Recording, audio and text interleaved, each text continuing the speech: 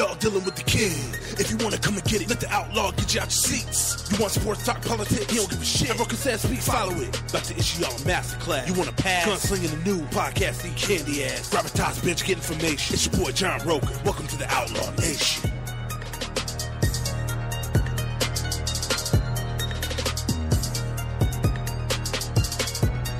Welcome, everybody, to this week's edition of Outlaw Nation. Listen, for some of y'all that remember the Comic-Con episode, we did it all in the car on the way home. We probably should have been pulled over 10 other times and thrown in jail for the violations we made on the driving code. But this time, but you all remember the guys who were on that with me.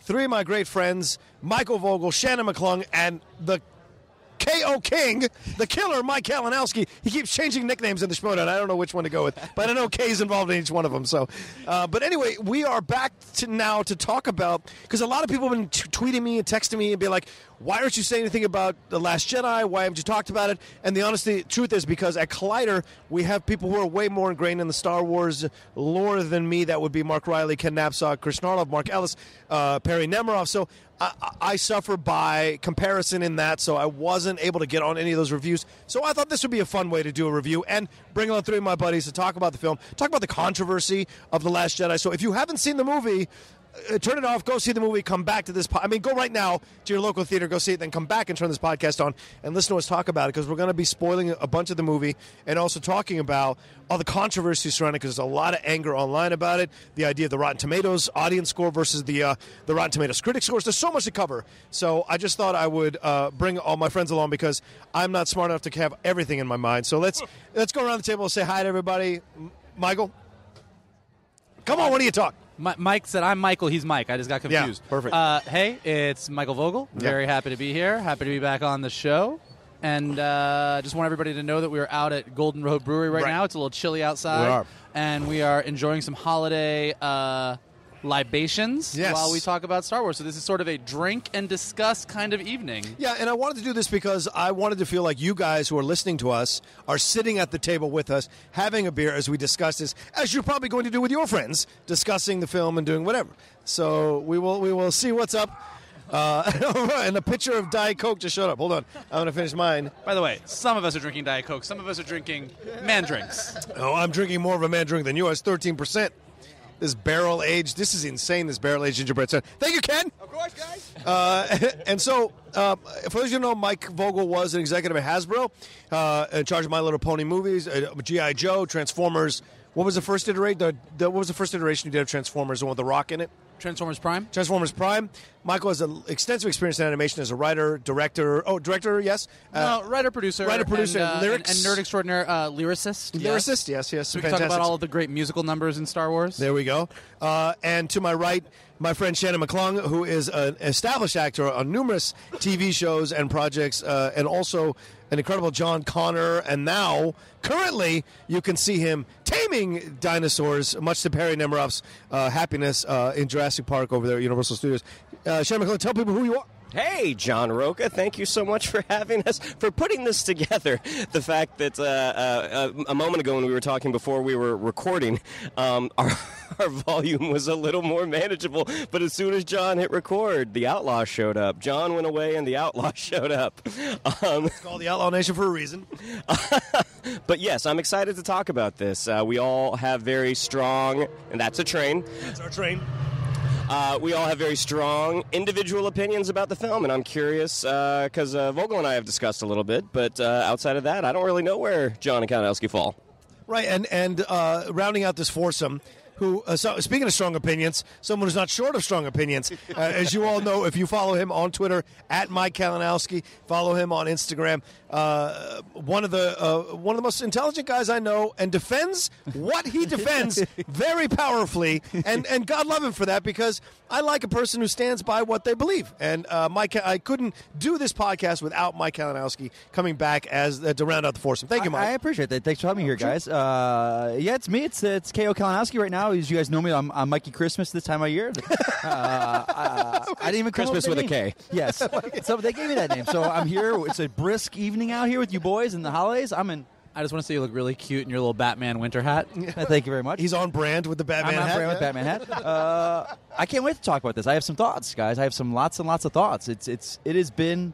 I tell those people, everyone's a lot of Star Wars fans are, getting a backlash for loving this movie, and I basically say, well, welcome to my world with DC movies. So it's not weird. the same. Yeah, it is. So we're gonna get into that. We're definitely gonna touch base on that. But thank you for having me here, guys. Merry Christmas, everyone. Happy Hanukkah to everyone that's listening. And Kwanzaa, let's get into this. Kwanzaa and everything. Everything. It's fantastic. So everybody knows the Last Jedi stuff's been going. A lot of strong opinions on this.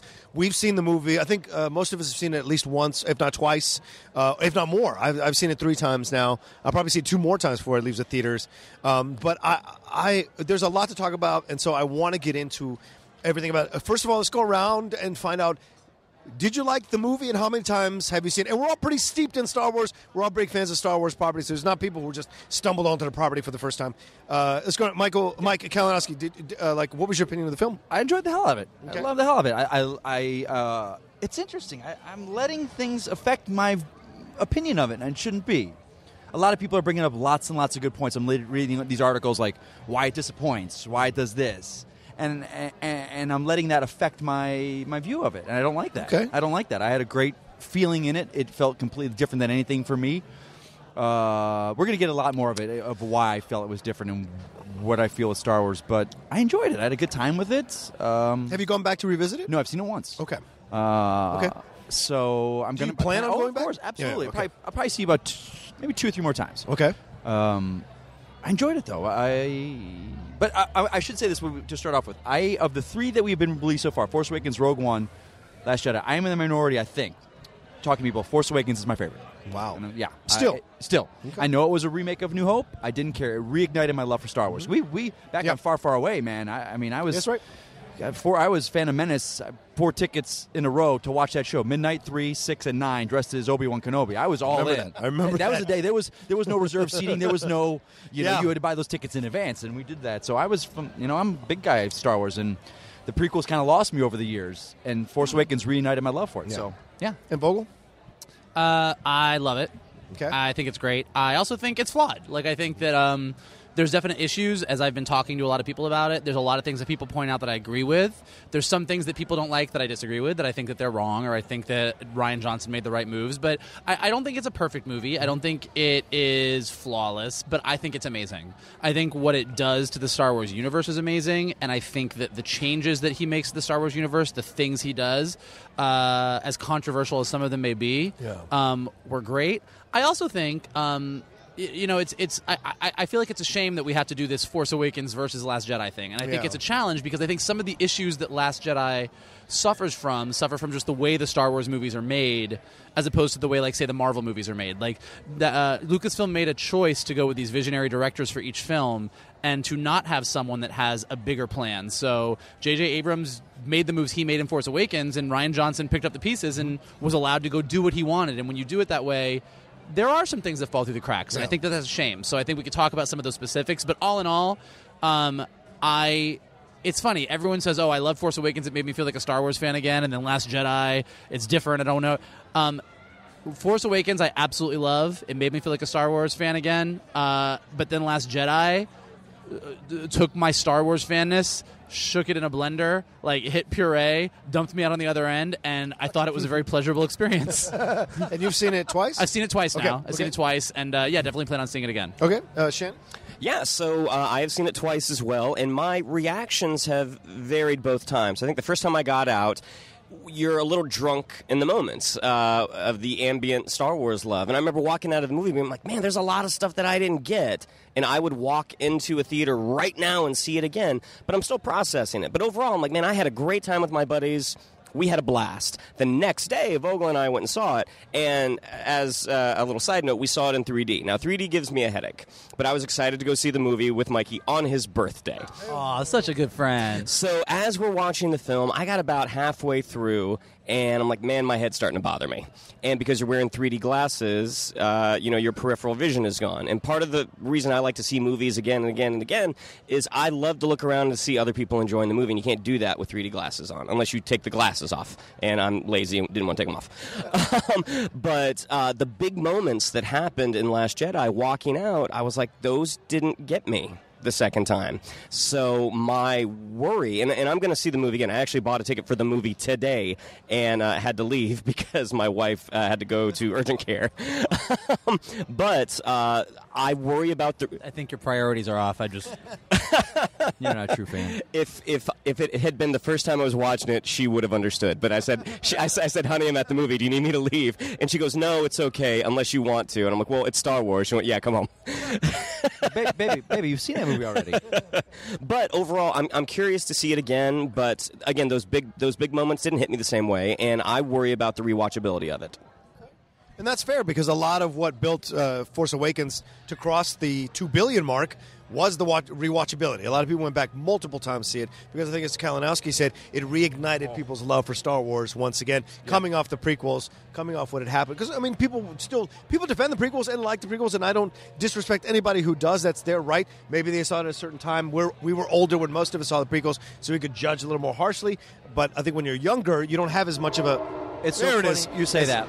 My best friend has 3 boys. Yeah. And he got to experience the prequels kind of with them at their age. Yeah. And he goes, Mike, it's the bane of my existence, because we saw them together, him and I they're rewatching with these kids. Yeah. And they're just, anytime it's on screen, oh, Jar Jar! They go nuts. Right. And he's like, Mike, I live it, and it's just a nightmare. But it's like how much we cringe, these kids just love it. So it's different generations. And it kind of validates Lucas' point of putting Jar Jar in there. Was Jar Jar was essentially going to be the Ewoks, or what we see in this film, the Porgs. So for me, I will say, the first time I saw it at a screening with Perry Nemiroff over on the Disney lot, and we walked back to the car. She could tell, because I'm usually pretty vocal if I don't like or don't like a movie. I was like just walking around in stunned silence. I could not unpack everything the first time, and it took me 3 days, and thank God we had bought the tickets for a bunch of us all to go. As I've said numerous times on multiple shows, joking around, there was 70 of us that went to go see it together, and all of us here sitting saw it together at that 70-person screening. But it was so much better the second time around, because I was able to turn my brain off about what I wanted the film to be and try to see what Rian Johnson was trying to do. And I was really surprised by that, because when I walked out of the theater, I was actually disappointed the first time, because I thought, they just killed Snoke like this? They just Luke throws the lightsaber over his shoulder. Rey is like he barely trains Rey, and he makes jokes about everything. Like, why are you making jokes? The world's about to fall apart, and you're making mama jokes, and you're making can you hear me now jokes? I don't understand that. So a lot of it hit me wrong the first time around. But I still believe that but as soon as the throne room double switch happens, that's when the film becomes maybe the greatest Star Wars film I've ever seen. And so, in watching it a second time, I was able to let go of the expectations and just watch the film, and I enjoyed it so much more thoroughly the second time. So I look forward to seeing it a fourth time, because the third time was basically the same as the second time. So I look forward to seeing it a fourth time and see if I might enjoy that more. But we should get into the... I can't wait till I see it the 11th time, because I think the 11th time is going to be where it all really clicks for me. It's like a space odyssey. You're just getting, the space baby. I get it. No, but... So let's talk about what you did like about the movie, and then we'll get into all the stuff that we didn't like. Mike, since you started as a restaurant, why don't you start as this round? Kalinowski? Oh, gosh. That battle scene, that throne room battle. Yeah. I arguably say probably one of the best scene, I think, in a Star Wars film for me. Ever? That thing was amazing. Wow. Ever. Just the stakes, everything involved. And again, we talked about this. I'm a visual guy. I love visuals. That... I don't know why they had curtains in that room that had to burn down for some reason, but it just was awesome. But just the emotional, Kylo Ren to me has become, I think, my favorite character in these films. Isn't that amazing how people made fun of him coming out of Force Awakens, emo Kylo, and he completely destroyed that in this movie. I was not really on board with I didn't like emo this and that, but I was just like, okay, I get where he's coming from. He's angry, this and that, but to see what he is now, this guy, man, he's great, and he's such a good actor. Poe, I wanted more. Well, we'll get into this. What else? We're doing what we like. What we like. Throne Room. Mark Hamill's performance was fantastic. Mark Hamill just, he's to me kind of the MVP because I've only known him now for so many years for television.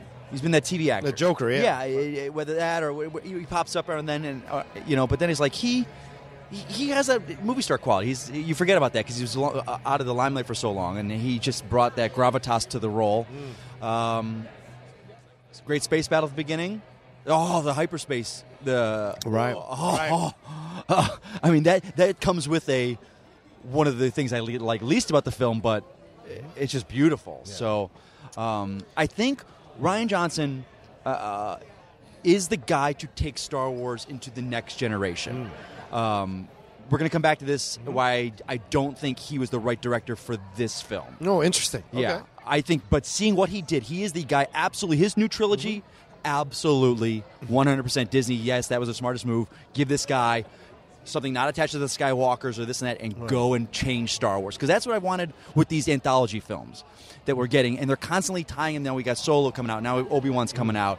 Talk of Yoda. Talk of Jabba. And I'm like, I want something that's not related to anything that we've seen. Yeah. There's a talk of Jabba one. Jabba Blart Tatooine cop? Like, what's that going to be? Those are the things that stick out, for me. Right. Kylo Ren, absolutely. He's the guy I wouldn't think I didn't, and now I'm like, that's the guy I want to see more of. Yeah. Wow. The beer almost went down. Got so excited about the things that I liked. I didn't know where to begin. I like Poe Dameron a lot more in this film than the first one. Well, he had more to do. He actually had an arc. He doesn't really have an arc in Force Awakens, and he actually had a really nice arc in this one. And that leads me to, I actually love Leia and Holdo and what that does for Poe. I like all of that. Yes, I said it. I like Holdo. I think if you can fucking captain a ship in a blue scarf and a purple scarf and a purple gown and some purple hair, you are living your best life. And I'm not afraid to say it. We are not on your turn right now, Kalinowski. I want to create a character for you. It's going to be the hairdresser for the rebellion, and you're just on board the ships going around making sure their hair is perfect. And I'll think of a name in a second. Oh, yeah. Thank you, Ken. That is offensive. Voldo Mio. Voldo Mio? Voldo Mio is great. Voldo Mio. Rebel hairdresser. That's me. Making sure one's hair is I don't know what the we can talk rebellion about. all about. I actually really liked Leia, Holdo, and Poe, and I thought, Rian Johnson said something. I think it was in EW that when he started writing the movie, he wrote down Rey, Finn, and Poe, and he wrote about what he wanted their arcs to be in this movie, and then he created the other characters around them, or took the existing characters around them to build those arcs, and you really see it. And duality is a big part of this movie. So Rey's got Kylo on one side and Luke on the other. Finn has Rose and Benicio's character, DJ, which we'll get into that. We'll get to that in a bit. Get into that. And then Poe has Leia on one side and Holdo on the other. And he actually, and it really he's learning how to go from being a X-wing pilot who just goes with his gut and does what he wants to do in the moment, and learning how to be a rebel leader. And I think that's just an amazing arc for him, and I really like that. Okay. I think my favorite thing in the movie was that Rey's parents are nobody. That they're drunk, that they're a bunch of drunk junkers, and they're nobody special, and that there's nothing special about her as far as her lineage. I think that's my favorite thing in the whole movie. I thought it was amazing. Now, do you feel, because I think, McClung, you and I talked about this, do you think, or this is just to kind of play on you, whether he's doing what they do at cults, where it's like, no one loves you, I'm the only person that loves you, and do you think that it is... I don't think that, but I think that none of us know that, and Rian Johnson doesn't know that either, because he doesn't get to make the next movie. Right. JJ does. Right. I will tell you right now that I think if JJ Abrams goes back on that and says Kylo is lying, your dad is really whoever, I think that is going to be a horrible, horrible, horrible move, because I think what Rian Johnson has done with that and some of the other things he did in that movie is open up the Star Wars universe. So this is not the saga of the Skywalker clan. Right. And it's also not saying that you have to be a special somebody, that your parents have to be somebody for you to be someone who saves the universe. This entire movie is about a bunch of nobodies. Yeah. Finn is just a fucking stormtrooper. Right. And Rose is, just a nobody on a rebel ship. Rey's parents are not Obi-Wan or Han or Leia or anybody else. So everyone who becomes a hero in this movie comes from nothing and is nobody. They're nobody special. And I think that's super important, not only for the Star Wars longevity of the brand, but also just important for today in our society. You are really good at interrupting on your... Yeah, you got to calm down. What were you going to say? What were you going to say? Kalinowski, you will have your chances when we get around. I do want to know what he's going to say. I'll give it to him. No, because Shannon hasn't even said anything. We're not going to negative. I'm curious because being that this is 7, 8, 9, and it is the closing of the Skywalker family saga, to do these new characters doing this that aren't attached, it's almost like, and we'll get into this later, that's not... Will we? Will we, Mike? What else are we going to get into later on your show? Fucking hell. Yeah. Where the people talk, I think that's why there's such a divisive what's going on in fandom, is like, we were told this is the Skywalker saga. This is... And that's why... I like that the parents aren't anywhere. You do realize that Ben Solo, who is the big villain of this movie, is part of that saga, and that if this movie comes down to, if Episode 9 does come down to the guy who is the grandchild of Darth Vader trying to hold on to something, and the girl whose parents were junkers. Ends up saving the galaxy. That's a really surprising, cool ending. I also think, because I know I want to hear what Shannon likes. If I could just finish. Is that okay, Kalinowski? Can I finish? I just want to get that in there.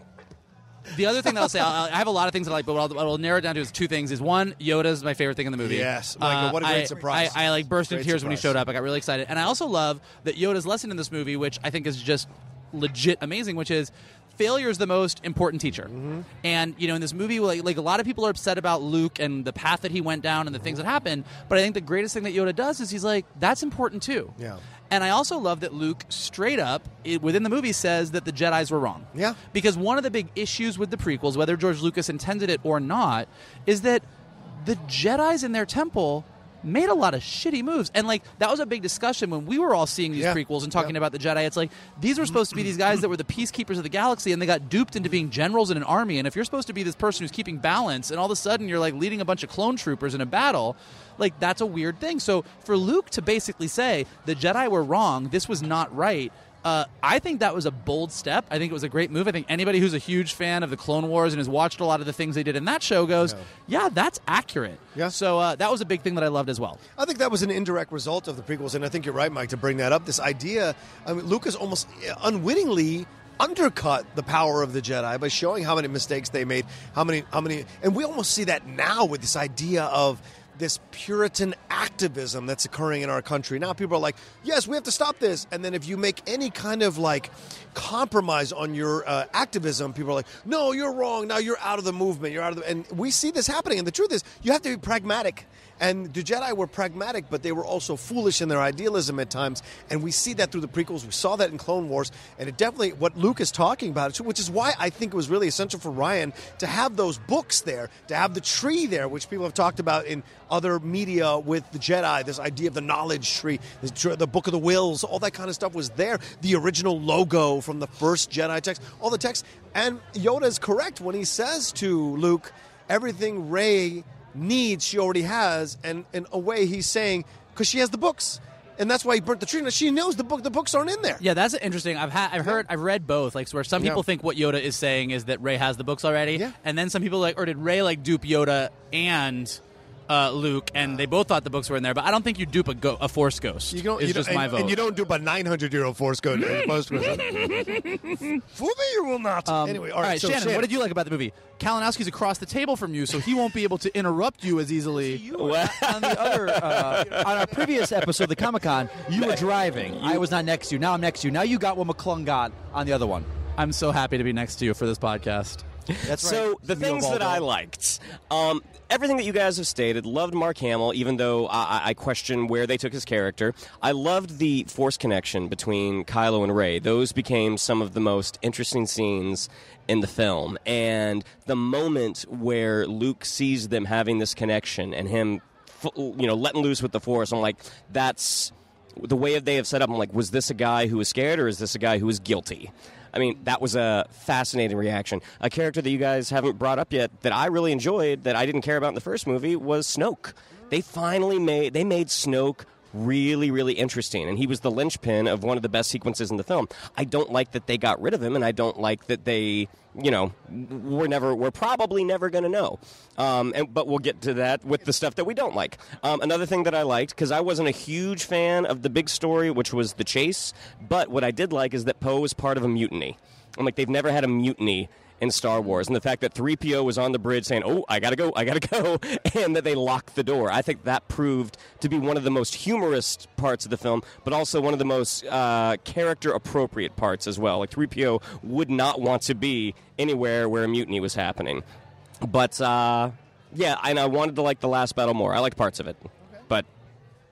Well, I will chime in on my end to say that I agree with most of everything that you all liked. But I love that last battle. I love that Luke wasn't there. I love that was a great fake out, not just for the fans, but also for Kylo. And and I love that he has the moment with Leia. He has that goodbye moment with Leia, and it's almost cheap because we do get that goodbye moment with Han and Leia in Force Awakens, knowing that Han is going to die. But I think this goodbye moment had more power to it with the dice and everything like that. I did not think that they were going to actually be together in this movie at all. For some reason, I thought Luke was just going to do his own thing and they were never going to get together. So when Luke actually walked in and they had that conversation together, and she was like, "I know what you're going to say. My hair's different." And they had their little back and forth. I was a mess. Yeah. I burst into tears. I was so emotional about it. Like, my love for Carrie Fisher, my love for these two characters, the fact that this brother and sister at the very end did get to see each other, I loved it. And I think, Jesus Christ, Mike. You'll get your chance. And I also think the issue. I also enjoyed. I love the Battle of Crait because I love the red. I love the fact that Finn was going to sacrifice himself, and a piece of me really wanted him to do it. I thought that would have been a great ending and really ballsy. And because of Rian making all these very bold choices in the movie, I thought it would have been even more amazing to have him do it. Now, if he does it, then Luke doesn't need to show up, and all these other things don't happen if he does it. But it would have been amazing to see him do it. Also, I agree with you. Yeah. This movie was so off the rails that I had no idea what was going to happen, and I was like, they're going to do it. Finn's going to sacrifice himself. He finally, that's his arc. He went from a stormtrooper who didn't care about anything to like being a full-fledged, like, I'm going to die for the rebellion. But I think Rose doing what she did actually makes it even better to me. And I know a lot of people disagree, but she busted and saves him, and I think she does have the best line in the entire movie. I think saying this is how we're going to, because this is also how I feel about just life and living in our country right now, but I think this is how we're going to win, not attacking what we hate, but saving what we love. Yep. I'm going to get that tattooed on my face. Like, it's amazing. The two things those are the two, that line and the line about let the past die were the prevalent themes of the movie. And it was. Failure. And failure, right. Well, of course, with Yoda saying about failure. But Kylo, let the past die. Yoda is saying let the past die when he burns the tree. Luke is saying that when he has the fight with Kylo at the end. Wait, do you think... Ryan is saying that throughout the whole movie is what he's saying. Do you think they're saying that we should move on to the next era of Star Wars? Is that what you're saying? That's basically, I think so. And that's why people were so upset about it, because I was like, that's why I think now we should start walking into what we know people are upset about, or what maybe we didn't like about the movie. But I will say one more thing: that movement by Holdo to send that destroyer into light speed and destroy that destroyer was maybe the greatest moment I've ever seen in a Star Wars film ever, on par with Luke being told that Vader was his father. I'll take it a step further, and I really, on Twitter, I would love for everybody who's listening to this to like weigh in on this. Great. Because I said this when we got out of the movie, and I don't know what it was like for everybody else, but for us on opening night, we're sitting in a packed theater of fans watching it, and love the movie, hate the movie, love Holdo, hate Holdo, however you feel, when all of the sound and all of the music went out. Yeah. And she pulled a move that we've never seen in a Star Wars movie before. In any sci-fi movie before, I don't think. In our theater, the audible gasps and screams and holy shit that happened, and you could hear all of it because the theater was totally silent, might be one of my top 5 cinematic moments of movies, period. Just of my own experience of sitting in a theater. Yeah. Like, I was like, it was amazing to me. Yeah, and I got to experience that for the first time as an observer of you all, old voices. We almost lost the Outlaw just now. Come on now. Outlaw's killed himself here, guys. Outlaw's out. Really excited. No, but it was interesting. It was fun to watch that. You guys experienced that. Shannon grabbed my arm. And so there was that feeling. And I remember the first time I experienced it at the screening with Perry, I was saying, holy, and I put both my hands on my head because I'd never seen anything like it. So I agree with you. To say what, I'll go back to what I loved. We talked about this a little bit, Shannon and I and our friend Eric beforehand. Okay, what do you expect going in this? Because I've only watched the 2 trailers once each, and that's all I went in. So I was going in black. And I told him, I was like, okay, I think Rey's going to turn and Finn's going to die. Right. And to see both those moments almost happen, and they didn't, that to me is what I love about this movie. Is it almost did stuff you thought, but then didn't, so it's always flipping expectations. You did not know, though. Like when Finn's doing it, I was like, I knew he was going to die. And then it's like, oh. I didn't die. And I think you make a great point. That's also the double twist in the throne room is maybe one of the most greatest moments in that film as well. Because for me, when they went back to back, I didn't have the reaction that most of the audience did, where it was like, super excited. I was pissed. Oh, no. Because I was like, don't you fucking redeem him. He killed Han Solo in that first movie. Don't you redeem him. And then when you saw the reason why he did what he did and asked Rey to come with him, that moment when he asks Rey and he says, please. The please is everything because this is a man who is alone. He is alone. He has cut himself off from his family. He's killed his father. His mother even says near the end of the movie with Luke, I've lost my son. I know Kylo is not there or Ben is not there anymore. This is a man alone, and he reaches for Rey because he has that psychic connection, which you brought up, Shannon. So this is the only person who understands him and knows him and can connect with him, and he needs her to have some kind of companionship in this world of literally the word Solo. His last name is what he is, Solo in this world. It's amazing to see that happen. So when they had him have that moment, I fucking loved the double twist. So everybody listening, watching the Outlaw give that very impassioned speech as a train rushed by behind his head was maybe one of my best podcast moments ever. Yes, thank you, Ken. We're ordering beers, so bear with us here, everybody. Okay, so John, now I remember this. We talked about this a little bit after Force Awakens. Ben kills Han. Yes. We always were like, you don't get redemption. You killed Solo. So now in this, and now you talked about how, maybe in the end, but then people bring up a good point. It's like, look at Anakin, mass murderer, but redeemed in Jedi. Only redeemed because of Luke. Right. So because we see him through Luke's eyes. I don't think he does. He can't. And I don't think he shouldn't. I don't think he should either. I don't think he should get the redemption. I don't think so. Because even Daisy says, Rey says, and Luke says this: no one's really lost, or no one really goes away, or whatever Luke says. When Leia says, "My son is not there anymore," that's her stamp of approval, saying, "Kill him. Yeah. He will be evil." Yeah. And there's no way out. And she understands. And this is the controversial thing, her use of the Force. And I think because her saying that is her knowing what Ben's future is. Vogel? Maybe. What do you think? You know what? It's a funny thing. Like, I think I'm a sucker. Funny haha? Funny haha. I'm a sucker for a redemption story. I like it. Kalinowski's yelling at how I'm holding the microphone, everybody. Well, I'm holding the microphone for you like I'm your personal mic. Tomato, tomato. Bolo mio.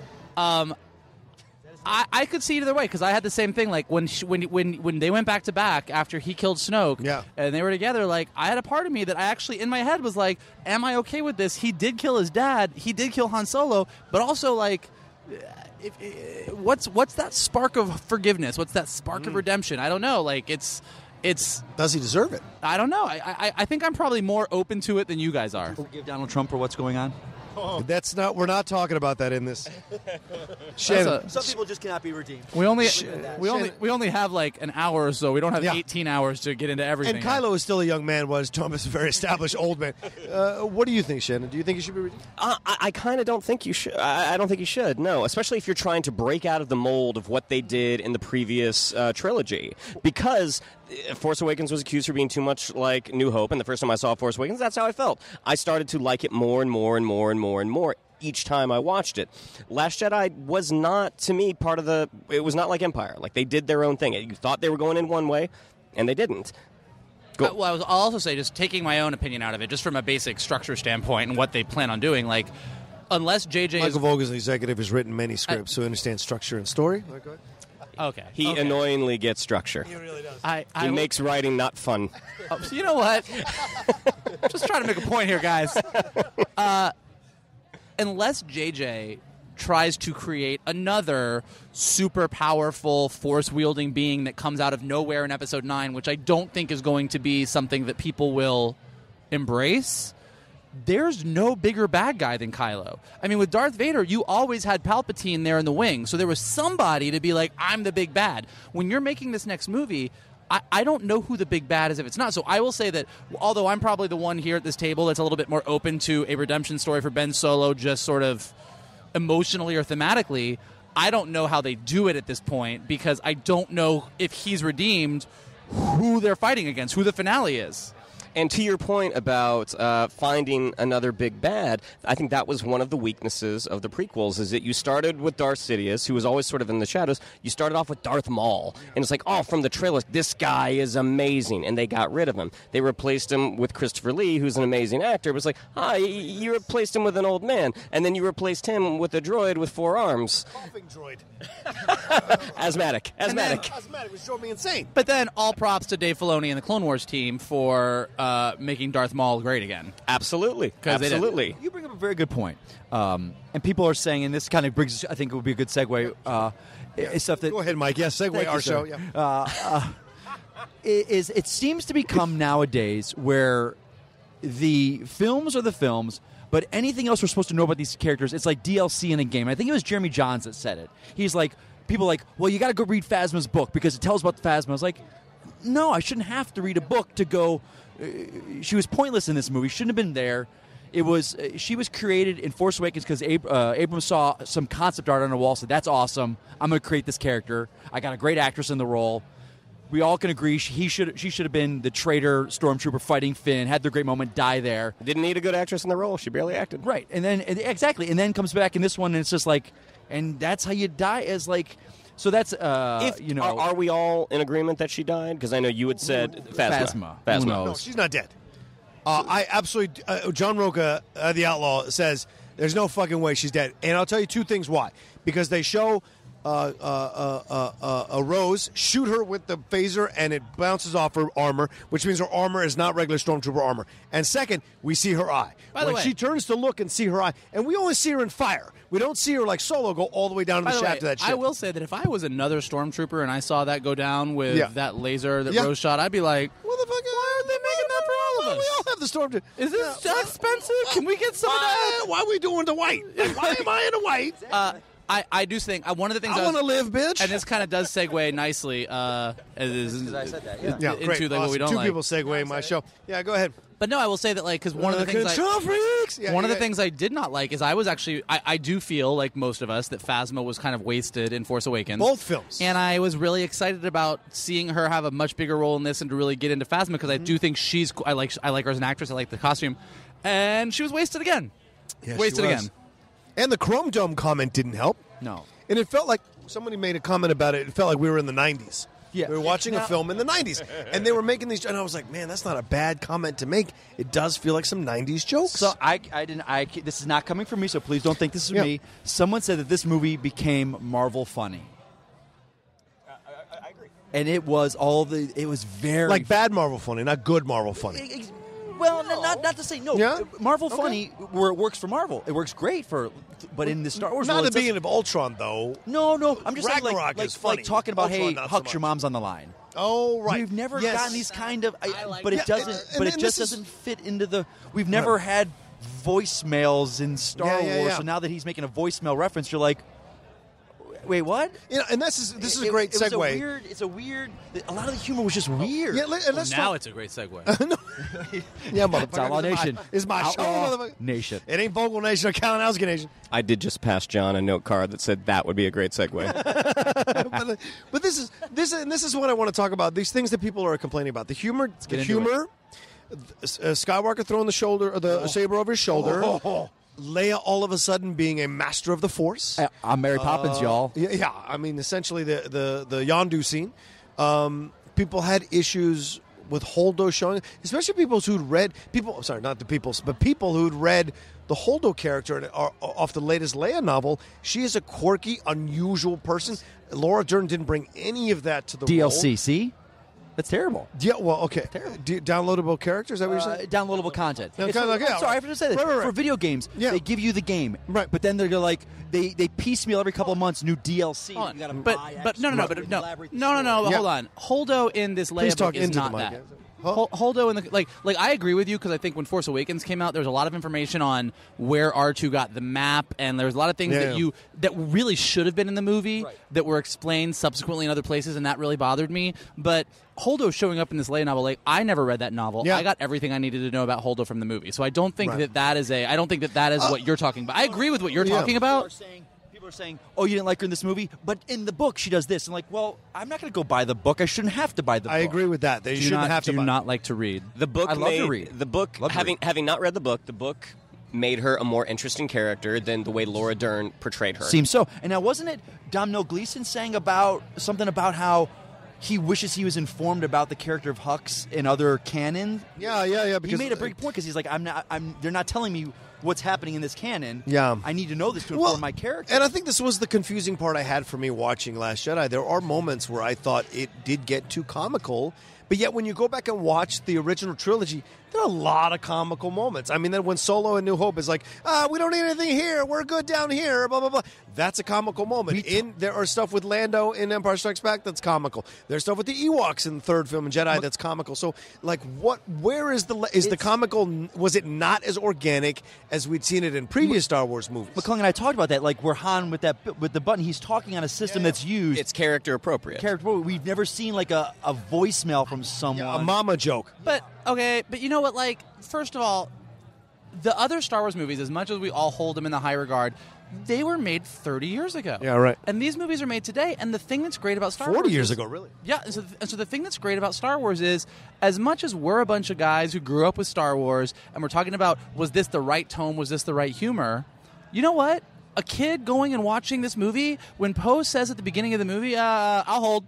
Yeah, for your mom, whatever. And that kid is laughing his ass off and thinks Poe Dameron is the coolest X-Wing pilot he's ever seen. That's who the movie's for. I mean, and it's and I think that there's a limit to that. I think when you do stuff that's super, super kiddie humor, like some of the stuff that I feel in the prequels maybe went a little bit too far, I think you don't need that. But I think I think for me, and again, opinions, and it's all subjective, and I respect all of you, but when we as a bunch of grown-ass men start nitpicking a joke and whether the joke fits in the universe because did they have a voicemail system, I'm like, it's Star Wars. I think that if the kids are on board, I just think it's fun. This is the stuff that makes Star Wars fun, right? And I think that's a valid point. And that's what I meant when I brought up earlier how seeing it a second time was more enjoyable for me because I had to talk to myself and be like, hey, you walked into that movie you had expectations, whether you want to admit it to yourself or not.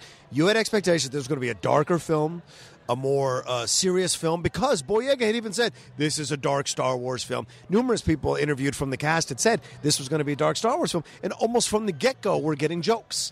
And we're like, wait, the galaxy's about to implode. The First Order is chasing the rebels down.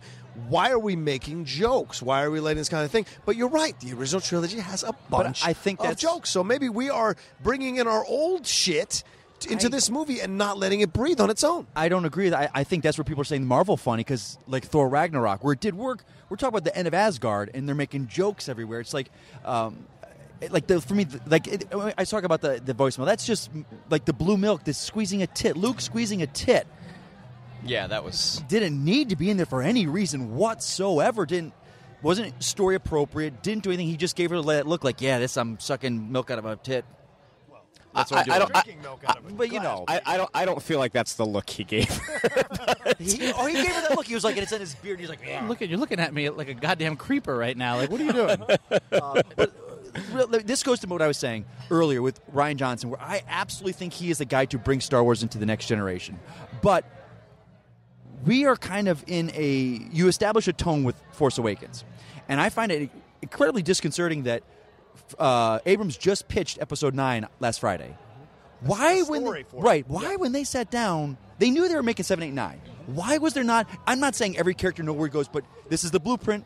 Because what's going on? Let me just say this. What happened right now? Wait, hold J.J. Abrams took us on a cruise. He said, I'm taking a cruise ship, and on this cruise, guys, we're going to have shuffleboard. Michael, can we get to that later on? Okay, let me because I do want to talk about that. This idea that there's not an overarching person in charge. Yeah, right. Has that sound good? Kevin Feige. Does that sound good? Yeah, we'll do it at the end? All right. Well, near the end, definitely. But this idea that there's not, because with Michael and I were talking on the drive over, Kevin Feige has had a 10-year plan. It doesn't feel like they have that here. So let's talk. But first, it's not that it doesn't feel like it. Rian Johnson Johnson and J.J. Abrams have basically come out and talked about the process at Yeah. Lucasfilm. Like, they don't have that. Yeah, and that's something we're going to address in a little bit later. Okay. But I want to take it point by point these issues. Okay, we talked about the humor. Can I talk about Leia? In a second. First, let's talk about the moment of Luke throwing the lightsaber over his shoulder. Now, a lot of fans are mad at that because they took that as Ryan saying, fuck you for your theories, or your theories didn't mean anything. And, blah, blah. And before you say, well, they're not beholden to make the Star Wars film you want to make, Star Wars fandom is built on speculating what's going to happen, who's doing what, the importance of objects, the fact that when Rey touched that lightsaber, they made that lightsaber important in Force Awakens. She heard voices, she saw visions, she had a dream akin to what she has down in the cave later on. She had that in Force Awakens, so the lightsaber means something. To have Luke just throw it over his shoulder like it's nothing spat in the face of a lot of fans, I believe, and a lot of fans who would like a lightsaber, white, blue saber, green saber, red saber, all that kind of thing. Fuck the purple saber, all that kind of stuff. Don't you dare. So, what did you think about that moment? Did it unsettle you? Did you think it was cool? Yes and yes. Unsettle you and think it was cool? Yes. I think it's the great. I mean, look, I think of all the things in the entire universe that Luke could have done when we get done with that movie and he takes the lightsaber, of all the things that he could have done in the world, that is the absolute last thing that I would expect going in. Coming out, after Luke said everything he said, and Luke's opinion at that point in time on the Jedi and everything he had been through and everything that happened with Ben, I think that is what he would have done. I mean, this is a guy, and he says it, he went to the farthest out-of-the-way place that he could, not because he was hoping to be found. He went there to go die. Like, he was done. He was like, and not only by what he had done with Ben and his guilt in having that moment of shame, but also his realization, and again, based on me watching the prequels, a not entirely incorrect realization that everything that he had been fed by Yoda and Obi-Wan and everyone, and everything he had subsequently learned about what had gone on Coruscant during the Clone Wars with the Jedi and the Jedi Temple, that they were wrong. I mean, what he says to Rey, and here's what I find interesting, and I mean, we've all, as Star Wars fans, talked about this. The original trilogy, the Force is this magical thing. Yoda talks about it as this thing that binds people together, and it's this magical force that touches everything. Then you get to the prequels, and you're in midi-chlorian land, and you're talking about the Force, and only the people that wield the Force are these Jedis that are the generals, and everyone else is a clone following their orders and everything. And, like, I think that Luke, going through everything, he gets back to the reason he throws that lightsaber away. He's like, this isn't the Force. You know what the Force is? It's everything. And it literally, it underscores the fact that Rey's parents are nobody. It underscores that kid at the end. Luke says, it's not for a bunch of dudes in a temple. This lightsaber that I had to go make in a special way, and there's kyber crystals, and young Padawans go into a thing and they find it, and it's all of the stuff that's built, that the Jedi built around this religion. It's not the Force. You know who can touch the Force?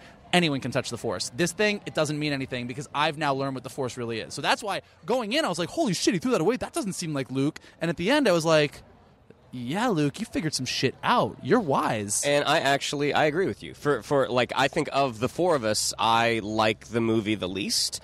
That moment did not bother me as much, but also that moment, besides supporting his character later in the film, that moment happened early on. And by the end of the movie is where I started to get a little like, you've thrown too much on the pile. There was a lot of stuff that happened at the beginning. The Poe Hux thing, I was like, it's funny. I laughed. I don't think it's appropriate, but I laughed. The Luke throwing the lightsaber, by the end of the film, I'm like, you've thrown too much on. So if that had happened later, maybe I would have cared more. But I actually thought the way it supported his character, I thought was really interesting. What was your feeling, Mike, when Kalinowski when he threw the lightsaber? No, I don't know. Did you have a problem with it? No, or did it not bother you at all? Vogel makes some great points about that. So is that changing your opinion? I just remembered Luke is a farm boy with that lightsaber, and he's got it in his hand with Obi-Wan, and I'm just like, I miss the mysticism of the Jedi. Yeah. I miss that. I miss the fact that it's anyone, the fact that at the end of the movie we see this little kid, and we're hearing about the Jedi to die. Like I've always said this, I always think one of my films, and I would love to see it one day, is Knights of the Old Republic. That old, that's going to come at some point. Droma, like that guy that was beginning of the Jedi. I want to see that stuff, but I don't know. Coming. Yeah, and again, so I don't. But it didn't bother me. Okay, I don't know. I always try to say whenever something bothers me. I always try and if I can come up with a way what I would have done differently for whatever reason, because I don't want to give someone's like, well, that sucks, but I can't tell you what I would do differently. Right. So that I don't know Luke to take it and go, oh my God, where'd you find this? Right. And that makes you a better fan that you have to have another. Could not have found it, but we'll never know why. Don't get me started on her. We'll get to that. We'll don't get me started on her. Will we get to that? God. Jesus Christ, Kalinowski. Jesus Christ, Kalinowski. All right, so the next moment I want to talk about is Leia using the Force. This is something no one saw coming. I was once again. Once again, this is something that for me. Although I loved it, and I heard the screams in the audience of people, especially from women, going like, "Yeah, fuck yeah!" I thought I got it right. Why people were so excited for it, but for me, it had not been kind of established through the films before. So for me, it was a hard accept. Now, she had used the Force in the books, in the comic books. We've seen her progressively use the Force more and more. And obviously, there were issues like Yoda saying there is another Skywalker. There is another rather. Was he talking about Leia or was he talking about Rey? We don't know, right? But in that moment, but like when she uses... I think in the 1980s he was pretty clearly talking about Leia. Yeah, right. I don't know. Fair point. But it was what people call a Yondu moment, the Mary Poppins moment. Vogel, what did you think about this? So a friend of mine texted me the next day after the movie. He was like, "For real though, what did you think of the Leia moment?" And when I said to him, I wrote it out. I was like, Michael's brain during that moment. Oh shit, Leia's dead. Oh, wait, she's not dead. Is she going to? She is. Oh, my God. Wait, is this cheesy? It's kind of cheesy, right? I don't care. She's using the Force. This is amazing. And so that was my thought process. That was how that went. I loved it. I loved it. I thought it was amazing. I thought it was great. And here's how I will, in my headcanon, lay it out to everybody. This whole thing about Leia never used the Force in the movies is actually completely false. Ooh, Empire Strikes Back. She uses the Force at the end of Empire Strikes Back. That's Luke using the Force, but contacting her. Really? So why didn't he contact Han, or why didn't he contact anyone else? Like, because his sister. He didn't know that. He didn't know that. Fair. So he says Leia. Leia says, "Let's turn around." Leia says, "Let's turn around." Leia's the one that senses him and senses Luke calling. So they turn around then, and then in the end of Return of the Jedi, the Death Star blows up, and Han looks at her. He's like, Luke probably wasn't up there. He wasn't. And he's like, he wasn't. I can feel it. And he goes, okay, I'm gonna back off. And she goes, no, it's fine. He's my brother. So she's using the Force. So now, look, now granted, she never used the Force in any kind of like, she didn't lift rocks, as Ray likes to say.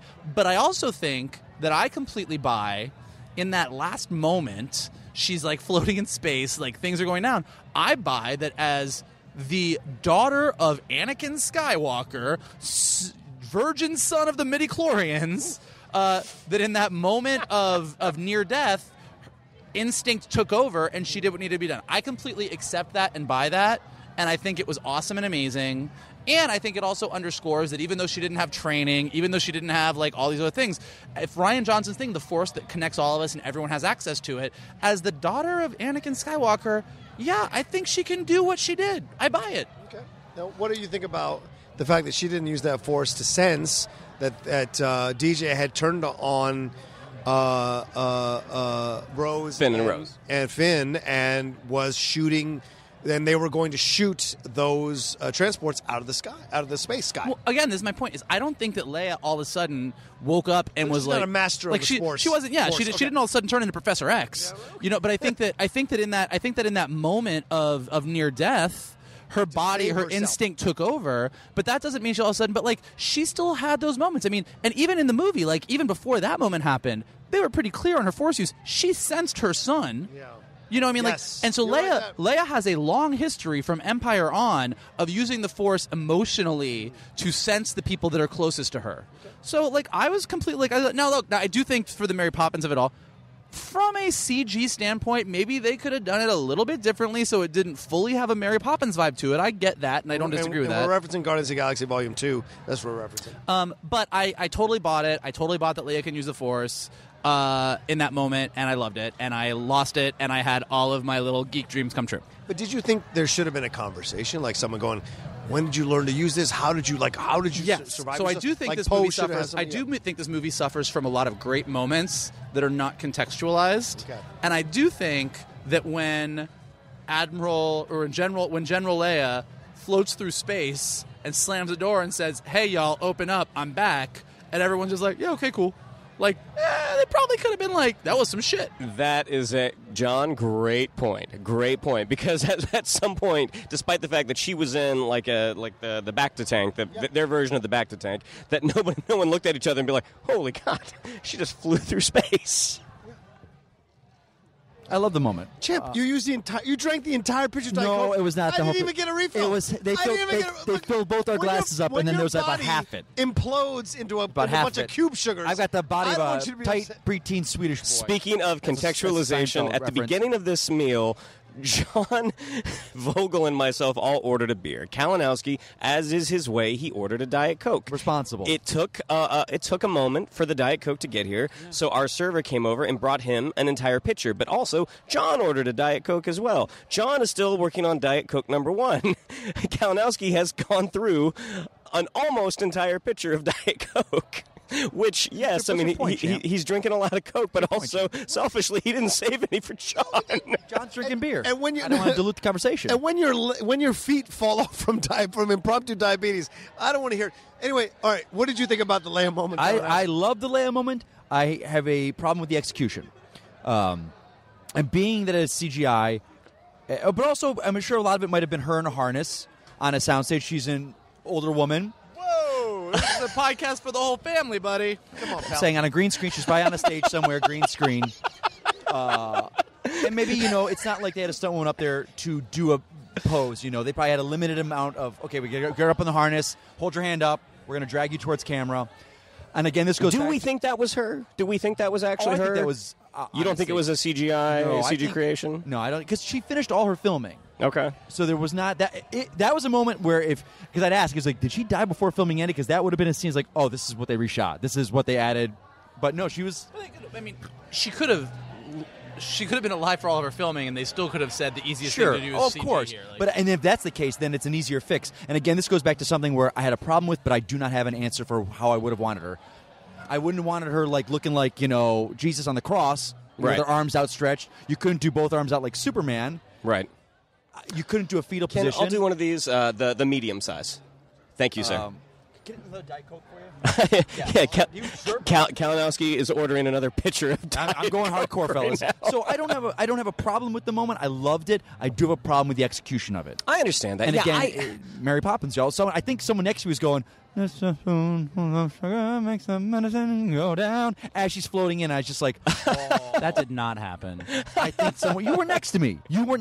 And he was on one side, and whoever was on the other side was going, "This spoon full of sugar makes the medicine go down." You know what? That's what was hummed in my ear, so it ruined it for me.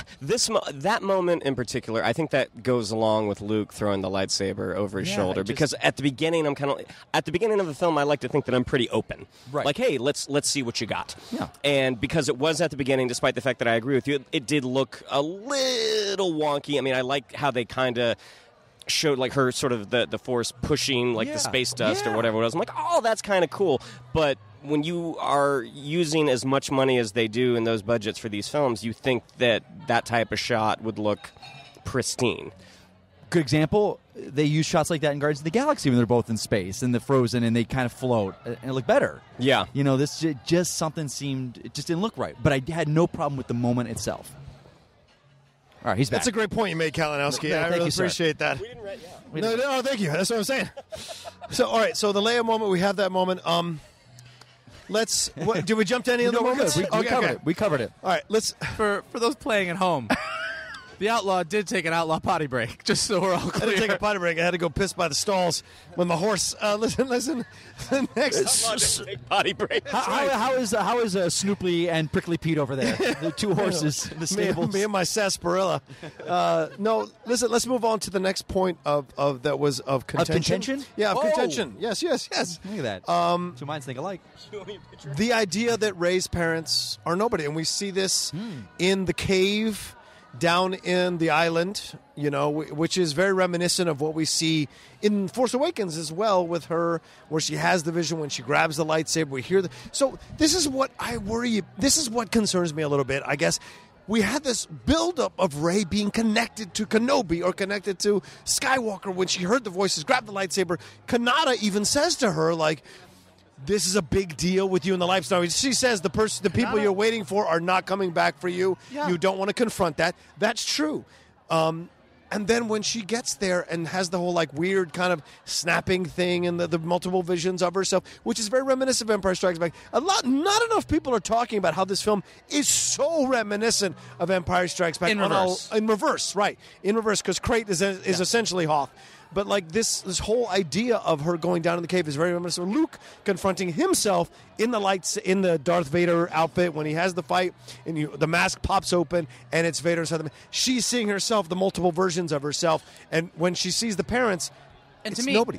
And to me, and I don't know if this is what Ryan was going for in that moment. I mean, that whole going and seeing yourself and the snapping your fingers and everything that happens, what I think is beautiful. It's a beautiful moment. That's a moment that is really open for interpretation. For me, what it really says and what I think is awesome, here's what I love about it, is I think that we've been trained as an audience, mainly because of Empire Strikes Back over the history, but like, well, who are you? You're the chosen one. You're special. Luke was chosen. Your dad was Anakin Skywalker. Right. Harry Potter. Oh, these aren't, your parents didn't die in a car crash. They were really wizards. So Rey was us. Rey got on this adventure. She has these powers. She doesn't know who her parents are. She thinks they're coming back for her. There's somebody out there that's going to explain who she is and why she's important. And then Maz says, they aren't coming back for you. You need to move forward. And she goes and she's like, Luke is going to teach me. And then Luke's like, nah, I'm out. I'm not going to teach you. And then she's like, well, Kylo's going to show me that. Like, and so she goes down into this cave, and what she sees is that she's alone. There's nobody that's going to teach her. And that's what she does in this movie. Luke gives her some lessons. Only 2 out of 3, but only 2 out of 3, and then says, "I'm not training you. I'm not going to help you." I mean, she holds that lightsaber out to him, and he's like, "Nope." And she's like, "Well, then I'm going to go to Ben Solo." And she goes to Ben Solo, and she actually thinks Ben is going to be the guy that's going to help her on this path. And then Ben pulls the whole "join me and we can rule the galaxy," and she's like, "Oh, Ben, you look great shirtless, but you let me down." Why does that? Did he look? Why Really? does everyone have a problem with that? What are you joking? Because it doesn't happen in Star Wars. Only him and Solo are the only Han Solo are the only 2 people to ever appear shirtless in a Star Wars movie. First of all, I don't think anybody at this table thinks I had a problem with it. You had a problem with it. No, I did not have a problem with it. There are people that are like making fun of it. His pants Yes. are dry. His pants are dry. It's like, it's future clothing. What does it matter? I was having a lot more fun making a point while you were in the bathroom just now because I was just allowed to make it. Oh my God! You couldn't see it, but I was just rolling my eyes. No, they heard it. And so you get to the end. So you get to the end of this movie, though, and like Rey is on her own. She has to decide what to do. She has to figure this out. She saves everybody. Like, she is the Jedi that saves everyone in that moment. And so I think what's awesome about that is this is what Rian Johnson is saying. And I think that there was actually this really great article I read online that was talking about like a baby boomer making a sci-fi fantasy movie and a Generation X millennial person making a movie, and it's like when you're like, oh yeah, I'm important, this is who I am and this is what I'm doing, and like all of us are like, well, we're all on our own and we got to figure out what to do in this world. And I think that that's really powerful, and that to me is way more powerful than you were Obi Kenobi's granddaughter through Duchess Satine, and like whatever it is, like whatever it could have been, this is way stronger. 100% agree with you, because I think the amounts of groundwork they would have to lay to justify her being the offspring of someone, it would hurt you more than it would help you. And Maz says in Force Awakens, like, they ain't coming back. Like, they were not. And then Kylo says the same thing. Like, that's what I love is Maz says, the truth. They're not coming back. And then Kylo says, the truth. And that's, like, Rey's been like, oh, yeah, my parents are just nobody. They're losers. And the voices that she heard when she touched that lightsaber, she heard Obi-Wan Kenobi, who had held that lightsaber. She heard Luke, who had held that lightsaber. Did she hear Yoda in that sequence? Okay, well, there goes my theory. Well, no, but I think Yoda has held the lightsaber and may not have wielded it, but he certainly held the lightsaber. But this is what it is she is the next in a long line. It may be that she is the next in a long line of the hero Jedi. It does not mean that she's necessarily blood related to them, and I think that's important. And to me, I'll be honest with you, after this film, Rey has become my favorite Star Wars character ever. Like, really? Ever. More than Ahsoka? More than... Well, Ahsoka's not in the movies. When Ahsoka appears in the You movies... said Star Wars character. Right. I apologize. Well, let me clarify. In the movies, because even more... Live action. I'm sorry. All right, fucking hell. Where's that hair? I'm going to split the fuck out of that thing. But no, this is my belief. And I do. And I think out of the movies. And by the way, this is kind of a sidebar. This idea that they sent... At the end of 9, they sent all these. At the end of 8, rather, they sent all these messages out for the Outer Rim. My theory is we're going to get 2. We're going to get Lando finally coming back if he lives long enough to shoot the fucking film, and we're going to get Ahsoka Tano for the first time ever in a live-action Star Wars movie, coming in to help Leia, help the Resistance, help the Rebels, all that kind of stuff. We don't even know if Ahsoka's alive. Well, we don't, but I think she survived at the end of Star Wars Rebels in that battle with Anakin. I think she absolutely survived. By the way, there's the analogy. Anakin with the eye in the mask is Phasma with the eye in the mask. She's going to live just like Anakin lived in Clone Wars. That's a stretch. Sure, but welcome to Star Wars. They stretch the fuck out of Star Wars. I mean, I do think this is one of the things that kind of concerns me about Star Wars as a franchise, which is I think that a lot of that might be true if Episode 9 was what Rian wanted to continue doing. But, like, all bets are off because we have no idea what J.J. Abrams wants to do with Episode 9. Did you see that that meme on Facebook that said Episode 9, it was all a dream? The Knights of Ren have taken over. I swear to God, I laughed my ass off for an hour of that meme. Because it's true. J.J. might absolutely do that. I will say, can I talk about one more thing that I find challenging about the movie, and I know a lot of people don't like, but I love... so the entire Canto Bight plot line. Oh, yeah. And Finn and Rose. What's the next one? And here's all I want to say. Here's all I want to say about it. Kalinowski and Rocha just got their Diet Coke. That one we need a new keg. We're trying to find one. Great, thank Is that you. the barrel-aged? No, this is Tapped off, son. Sorry, we're taking a drink break here, everybody. Vogel's paying for all this, by the way. Yeah, you need to have a website where photos of this picture can be... Merry Christmas. Look at this thing. I thank you. I don't think Canto Bight works. I don't think... Agreed. I don't know anybody who does think Canto Bight. But It's prequels. But Yes. Very prequel. Exactly what I I do think it comes across a little prequel-y, but I will say that I think it's all in execution because I love the idea that he's going for.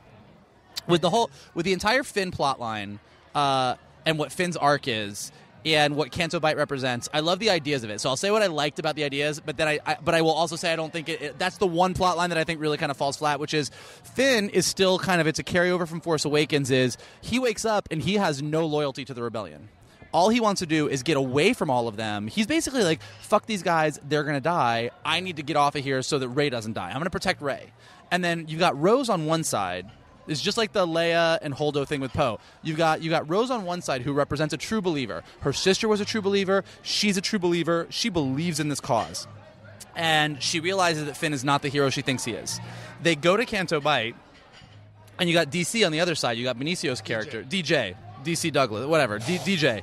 You got DJ on the other side, Benicio del Toro, who is kind of fulfilling that like kind of Lando role, like is he going to help, is he not going to help, like what side is he on, and as opposed to Lando, falls very firmly on the side of like I'm out for myself, which is kind of what Finn was.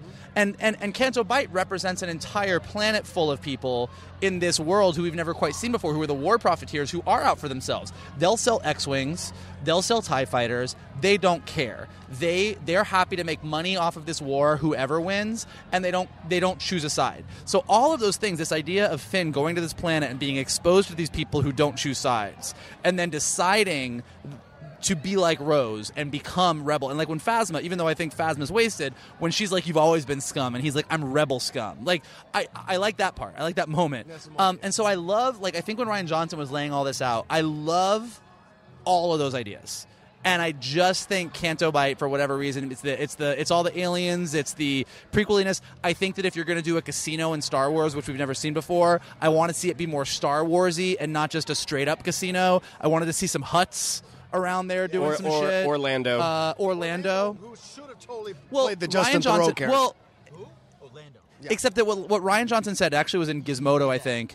He came out and said that, like, given the structure, like I got in a big argument about this morning, you could structure the film differently and find a place for Lando.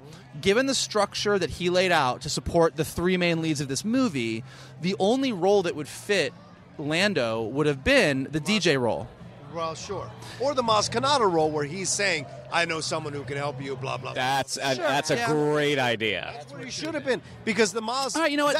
That moment was wasted with Maz. We say about Maz. Yeah. We got to remember, in Force Awakens, in this movie, why did they go, Maz, she'll know? Finn met her for about 4 minutes. Exactly. Poe never met her. So why are they going, that's the girl? How do they know Someone her? in the Rebel Alliance, Leia, someone's like, I know someone who'll know this Codebreaker is. Go to here and find him. And Lando could have said, hey, this guy with this pin, Or he's even the guy. Daisy, because Daisy spent way more time with Except, her. wait, actually, I think that's an awesome idea. The one flaw in that is Leia's whole point of this movie is like, we're not doing any crazy, weird heroics. Like, she would not have supported that plan, and Poe doesn't know Lando, as far as we know. Right. As far as we know. Someone else You would have been retconning. Like, there's a guy I know he used to run with the Rebels. He's not the Sure. most trustworthy guy, but he'll. But then again, now you're we're starting to choosing get into a new whole character. lot of Right. exposition Right. that maybe is a lot of... And convenient exposition at that. And you would have been retconning Lando. And I agree. But I'm not saying it would have worked to have Lando in that spot and keep everything the same. I'm saying it could have been Lando's spot if you had built it up in a certain way. And so, but I hear Ryan's point. Considering it was already an imperfect sequence, maybe adjusting it to Lando would have improved it. Maybe. I mean, I do think that Benicio's character, although I love the concept of it, I like this character.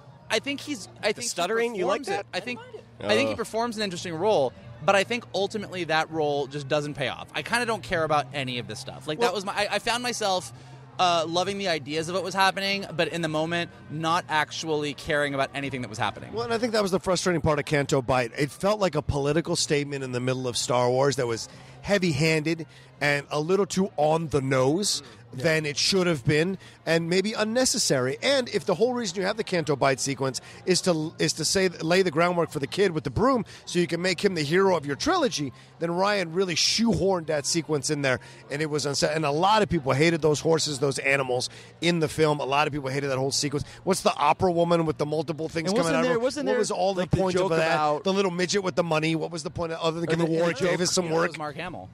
The midget or Warwick Davis? Warwick Davis was in there too.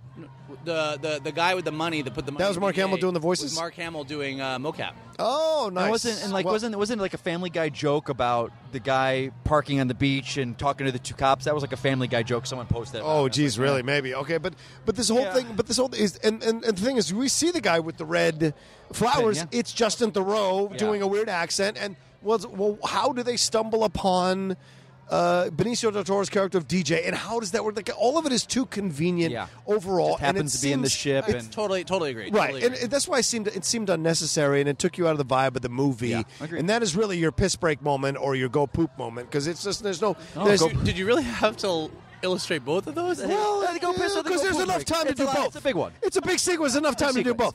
Depending on what you've eaten, it's enough time And to the do fact both. that it doesn't pay off. Yeah, it really does because they don't succeed. They don't succeed. They So don't they succeed. wasted and a third Benicio of gets the away with film. all that money. Goes on now. Benicio will probably show up in 9, but he did escape. Nobody succeeds. I mean, the thing that's gingerbread- great Yes. is like this movie is about, I mean, love it or hate it. And again, I agree. I think that they could have failed in a different way, and Canto Bight would have been better. But what I do think he does that is interesting, which I kind of dig, is like kind of everybody fails. Rey's going to go find somebody to teach her. Fail. Poe is going to have a mutiny and do what he wants to do to save the ship. Fail. Finn and Rose are going to go find the codebreaker. Yeah. Fail. Everybody fails. And That dog just they failed. all end up on that. They all end up in their last stand moment, where it's There like it is. you're done. This is it. Like the resistance is done. Like they've won. The bad guys have won. And then at the very end, you get that spark of hope. Like Luke gives them that last spark of hope, and then everybody gets their shit together and gets out of there. Now, is there any other moment in the film that does it? Because I think once the throne room happens, everything else with the rest of the film works. I do Is there think. anything I that you have a know we problem already with? touched on it, but I will say that like I'm of split minds about the Snoke death as well. Oh, yeah. We I should know talk we about talked that. about it, but I Absolutely. just want to say that like I actually think killing Snoke is awesome. Right. I think having your guy that is supposed to be your big dude and whatever, and then Kylo like just takes him down.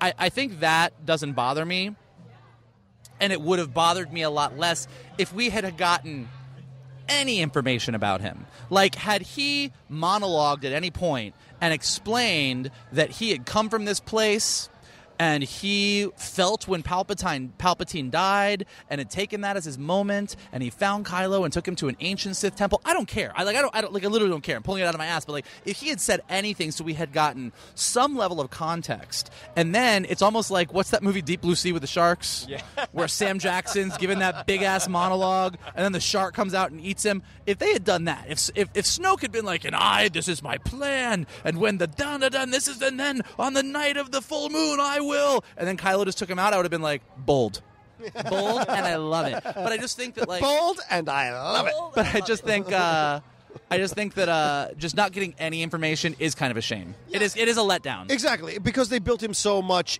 built him up so much in Force Awakens, and then also in Jedi by having him appear with Hux and slamming that fool to the ground and dragging him towards him, and then all the stuff he did with Rey, yanking her all around the room, holding her up, making her scream.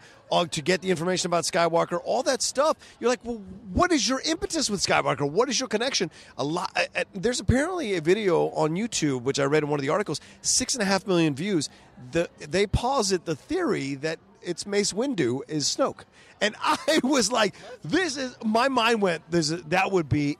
I mean, that somehow the Emperor just bring up Deep Blue Sea, right? That's what I'm saying, and the Sam Jackson speech. So the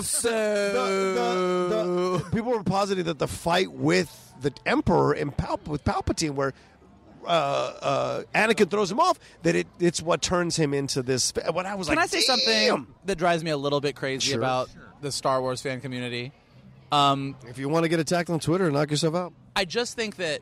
That's at MK Toon, by the way. Wow, I'm really in for it now. I just think that like, kill him. I think that there are things that these filmmakers do from a filmmaking standpoint that are flaws.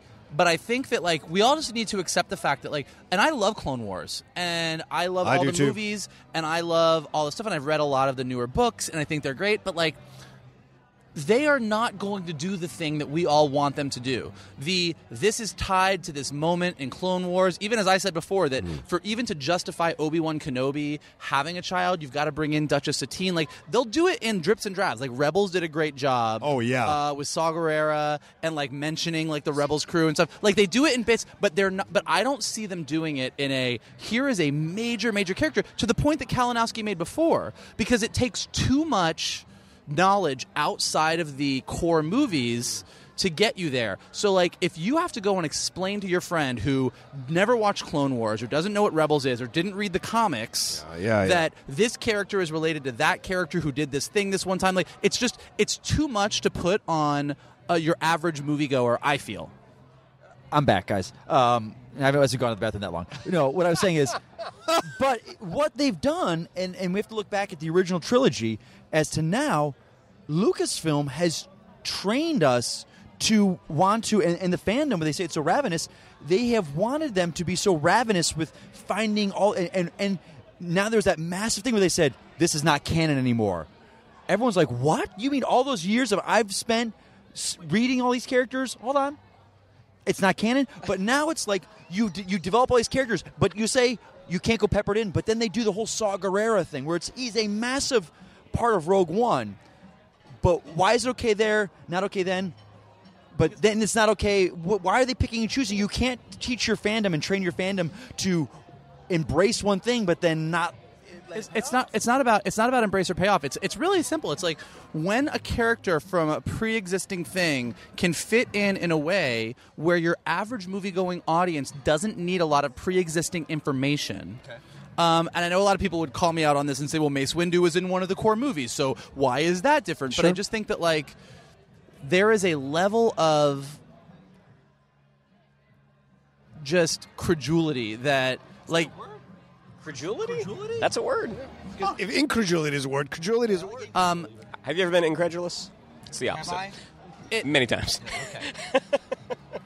I think for a lot of us who grew up with, like, who read comic books and read all these things, like, you get those crazy twists, like, I'm your cousin's girlfriend's brother's person who was there that night when the lightning struck, and you're like, oh shit. But in a movie, I think it needs to be simpler than that. Here we go.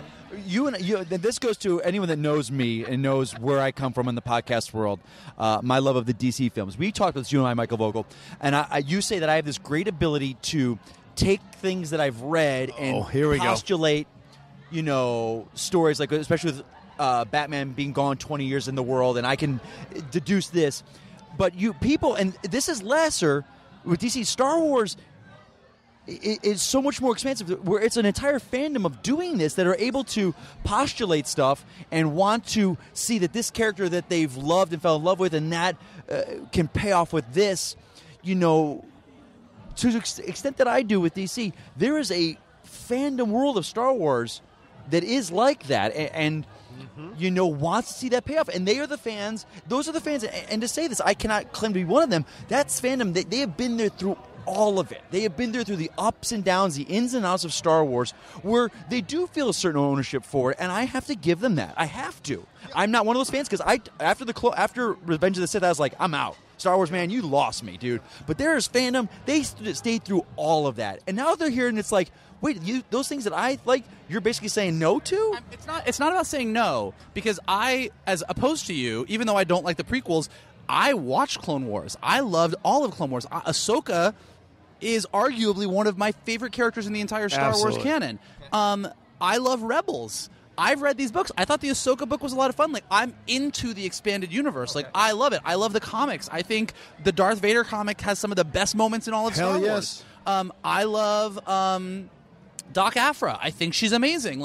So I want to see her in the Star want to see Doc. I would love to see Doc Aphra in a movie. What I'm saying is not that we shouldn't give that to the fans. I think we should give it to the fans. And I think when I saw Rogue One and they had that giant sweeping shot of all the ships, and I saw the Ghost, I geeked out as much as anybody. When I heard them say General Syndulla over the loudspeaker on Yavin 4, I was like, I'm all about it. I'm not saying that. I'm just saying that, as we all start to postulate between movies about who a character is, or what their origin is, or who somebody's parents are, I guess I'm not saying that you're wrong for postulating. I'm not saying that it's not a valid theory. I'm not saying that if you were out there making this movie, you couldn't make it work. What I'm saying is, when you're working on these movies that are supposed to appeal to a massive audience, when you can take a character from the bigger canon and find a place where you can introduce them in a way where, if you know the context as a fan, you're loving it, and if you don't know the context, they still fit within the story, such as Saw Gerrera in Rogue One. It's great. When you're talking about the big bad of your trilogy, like Snoke, or the parentage of Rey, who is your main character, and you have to spend screen time catching the rest of your audience up on what your fan base already knows, I am telling you, as someone who has been in a lot of these meetings, when you talk about these things with executives and other people, that level of explanation and exposition is always going to be met with, I don't think that's a good idea. And I guess that's what I'm saying. It's not that I'm saying it's wrong, and I'm not saying that it's a bad idea per se. I'm saying that when we're making these guesses, I will tell you that when you are looking at the origin of any major character, and you have to explain something that we all know because we watched this 3-episode arc or read this 6-issue comic, I'm telling you that the likelihood is low. Let me just piggyback on that with this. Star Wars itself has trained the audience. After that Luke, I am your father moment, from then on going, what's connected? Where are we grew up with that. That is, as kids, when we saw that was like, what the fuck are you talking about? What? He's your father. So now anytime we're in Star Wars, we're like, what's the connection? What's the connection? We talked about this. And my best friend and I, Nathan, we were talking about this. Who's Rey's parents? And we were like, we have no clue. And I was like, it can't be Skywalker. It cannot. That's too damn simple. Right. It can't be Obi-Wan. It cannot be Obi-Wan. Right. So then there's no connection. It should be to anyone. I thought it was Obi-Wan. Did you really? I did too. Really? I thought, to me, that made sense. But I was at least granddaughter. Yeah, I was going towards granddaughter.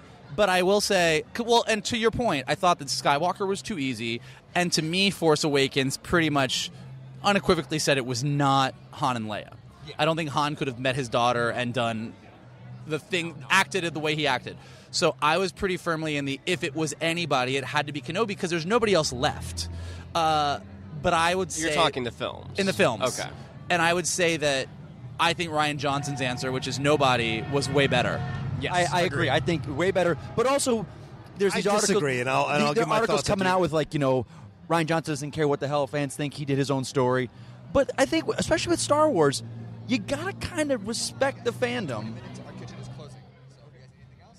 Perfect. A couple more of these. We're just taking the last call here, guys. Pardon us for a second. pitcher, Here. Diet I'm Coke? good with my Okay. picture, but thank you very much.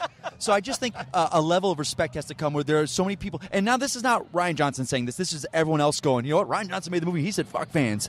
I think you guys got to look at it as, no, you can't. You got to understand where everyone's coming from with that, where they feel a little let down on all this stuff. It's not, there's this massive divide we're talking about. You have to understand these fans, these Star Wars people, and I say this as one of us, I'm not to the extreme of it, but there should be an ownership of it. You know, and they're the ones that invested the time. And for people to go, you know what, screw you, you're wrong. It doesn't have to be anyone. And those Star Wars fans going, well, no, it kind of should be. Yeah, and I agree with you, know? Mike, absolutely. And I think that's where I think they fucked up, or messed up, rather, in my opinion. I don't want to get too angry, but I think they fucked up in that way because. On the Diet Cokes, Johnny. Yeah, sorry. Johnny, you're slurring here, buddy. But no, this is my issue with it too, because I think they do have to take responsibility. If you foster an environment of speculation and hypothesis and discussion, and you go on message boards, Pablo Hidalgo does this on Twitter. Yes. Numerous people get on. Filoni has done this every once in a while. People do comment. George Lucas did that himself. There are people who have commented and have these conversations and talk about the speculation. Speculation is what is the blood of the Star Wars fan. Agreed. And so I think they could have done everything they did in Last Jedi in those certain moments, but done it without spitting in the face of the fans. And I think sometimes they did. Hold on, real quick. To go what you said, before we had this conversation, we talked about it, and I asked these guys, I go, guys, we all talk about this stuff. Why is Star Wars and Star Trek not like Marvel and DC, where it's this bashing back and forth? DC, Marvel's kicking your ass, this and that. Why is Star Wars, the people not going, hey, Paramount, step it up with Star Trek? Because in Star Trek, now think about it, there's never been like, who was Kirk's real father? Who was this? Right, there was right. never that speculation started from Star Trek. That's not even a part of it. Yeah. With Star Wars, it's ingrained, that speculation. Yeah. So to see, you can't spit in the face of it. You just can't. So I think I'll use the two things that we talked about tonight as an We still on example this? of yeah. We're on the speculation. Okay. Of where I think that they did a disservice to the fans, and where I don't think they did a disservice to the fans. I think with not giving the fans any information at all about who Snoke was, where he came from, how he built the First Order, how he found Kylo Ren, how he did the Knights of Ren. Yes. Like, I think that is a disservice to fans. Yes. I think that not giving an answer to a fan base who wants to have this information is not cool. I think that's what, and like I said, I think that they need it, whether they killed him or not, because I think killing him is cool, but I think that not giving any information at all and just saying like, okay guys, it doesn't matter, that obviously matters. The Empire was destroyed. The Ewoks killed them. And probably ate those stormtroopers. And things were done. Chewbacca can't eat a porg, but those Ewoks can eat stormtroopers. So it's fucked up. So not knowing where this guy came from, where he got his fabulous golden gown and slippers, and what he did, like that. Fabulous. That is a disservice to the fans. Scar in his head, like, holy I think 2 years of conjecture about who Rey's parents are, and answering and saying they're nobody special, is a twist that is as worthy of Star Wars fans as I Am Your Father. I agree. I think, and again, we're lumping that all together with the fandom. I don't think the majority are mad about the Rey thing, as it's the humor, the not telling what the Knights of Ren are. Like, can we start talking about like Rian Johnson and where with the trilogy? Okay, I want to say this, guys, because I think seeing this guy's film, he is absolutely the man. That was the right call for Disney to go 3 films. Go do your thing. But when we started these 3 films. And they said, why is there no blueprint? They should know the story. So JJ he's our cruise director. We're on the ship. We're going, guys, we're going to end up in Puerto Vallarta. And we're going to have shuffleboard, and we're going to have skeet shooting, and we're going to go along the way. News cruise director, hey, guys, that guy was fired. I'm on board. Guess what? No more shuffleboard. No more skeet shooting. We're going to have video games. We're going to have the limbo. And we might not make it to that port over there. Cruise director comes back. He's like, oh, wait. No, you're fired. I'm back. Guys, we're going to get you back to the port I originally went you to. Shuffleboard's back on. It's all these things, and I think McClung, you said it. He did the Abrams. He created all these mysteries, and he loves his mystery box because he knows he doesn't have to solve them. He fucking does. Yeah. But that's not. You can't do that with Lost. It's like Lost. You can't. Star Wars. You gave us the Knights of Ren. Those scenes in the rain We want it. How the hell did he get that saber? Like, right. And I think that's the problem. That's my big argument is because we got shades of what happened. Like, we still don't know why Ben Solo has such a fucking hard-on about his parents. We don't know. We just get allusions to it. We don't get real concrete evidence of what they did to him and where this darkness came from. We just get that Luke saw the darkness, and because we all love Luke, we're like, oh, he must have seen the darkness. Must be true. What's the truth? And I think that this is where Rian Johnson is getting a lot of undeserved hate. Because this is not Rian Johnson's fault. And it's not entirely J.J. Abrams' fault. No, you're saying it's Kathleen Kennedy's. I think Kathleen Kennedy is doing a great job, and I'm not going to blame her for anything because that is the toughest job I can think of to have. But I am saying you want to work for her. But I am saying making the decision to not have that blueprint is a problem because, look, I think what they did is they said Star Wars was a world that was built by a visionary director, George Lucas. And so as we carry on this tradition, we are going to find visionary directors. But you can't, in a world like Star Wars, do, as Kalinowski just said in a very good analogy, you can't keep switching captains. Yeah. Because and I do think ship. You can't. If you want a ship next door to you. Yeah. Sure. But I think if I think Kalinowski had a bad cruise way back when, and this is where this analogy we all came do from. know, and this is, as anyone who's watched Lost knows, J.J. Abrams loves a mystery box, and he oftentimes doesn't love to solve his mystery. Right, and he admits it. He's more interested. Yeah, he's more interested in creating something and not giving you answers. Yeah. So here's what happened, and this is where a lot of Star Wars fans are let down. Where I was a little let down, and I don't disagree with this, which is J.J. Abrams with Force Awakens created several mystery boxes, and then he wrapped them up, and then he handed them over to Rian Johnson and said, "Hey, great mystery. Let them know how it turns out." Right. And Rian Johnson said, "Okay." And I think what he did is, with Rey, he goes, "Well, I'm going to surprise them. Here's the answer to this mystery." And with Snoke, he said, "I do not know what to do with this, so I'm going to have Ben kill him." And then he's got this like, well, they got that Maz character. I guess I'll put her in a hologram, and I don't even know. I'm not even going to tell him why the lightsaber got to them. But and again, that's not his fault. So he's getting wrongly shit on, and he could. But the fact is, at the beginning, Kathleen Kennedy should have gone, we're going to hire 3 different directors. 3 different. JJ, you don't want to do all 3? Okay, we're going to hire 2 more directors. Here's the blueprint. We got to get a blueprint. Yeah. Get us point A, point B, point C. Yeah. Fill in the blanks, guys. And look, to Marvel's success and Marvel's detriment. Agreed. I mean, I think Edgar Wright has said in several interviews that he could never bring himself to watch Ant-Man because it wasn't the movie that he wanted to make. Right. Fair enough. But so Marvel. Peyton Reed did a good job with that. Yeah, so Marvel, suffers from. There's a lot of directors that can't handle that level of oversight because they want the rigidity because they want to make the movie. But for the cinematic experience of watching, 20 movies over 10 years? How many is it? Almost 20. Almost 20. Yeah, 18 movies that all fit together and connect like a perfect puzzle piece. You need that, and I think. Look,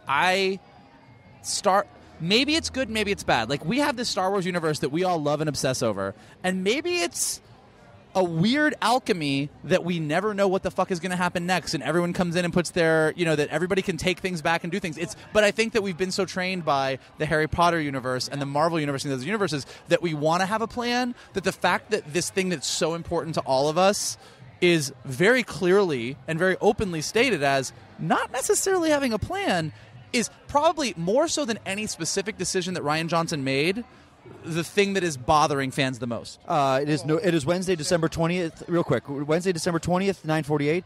I just want to put that in there. Michael Vogel said that because I want you to think about that with the DC EU. Off topic. Going forward. Off topic. We just got off. We just got off on the wrong exit. exit. That in there. Are we wrapping up? No, continue. What are your thoughts on what Michael had to say? Which part? Which in terms of Rian Johnson? I'll bring you back to it. The idea of, I'll bring it back to it. Listen to me here. Settle Get down. the fuck off the mic. It's my goddamn show. You kick the fuck back, He's Kalinowski. throwing me out of the car, guys. Get the fuck back, Kalinowski. No, the idea of this idea of overarching storyline, overarching direction. This idea of there's no real. We thought Kathleen Kennedy was a Kevin Feige of this, but it doesn't feel like there is because she's had so many battles with these directors. Yes. So it has an overall art. So what is that? I also don't think that's. I'm not saying a negative about Kathleen. I'm just saying. I don't think that's her role. Right, and that's fair. But it's certainly the role she's the shepherd. She's been presented as having, and that's what you have to take But responsibility there's a for. difference between an executive or a producer who is a shepherd of creative talent. No one is making her stand out front on this. She's doing it on her own. I'm not. She's the first one. This is not a defense of anything or whatever. I'm just saying there are two different types of executives or producers. There are the ones that shepherd creative talent, which is what she is amazing at. Well, listen, we could discuss. That's a whole podcast for another day. Well, sure.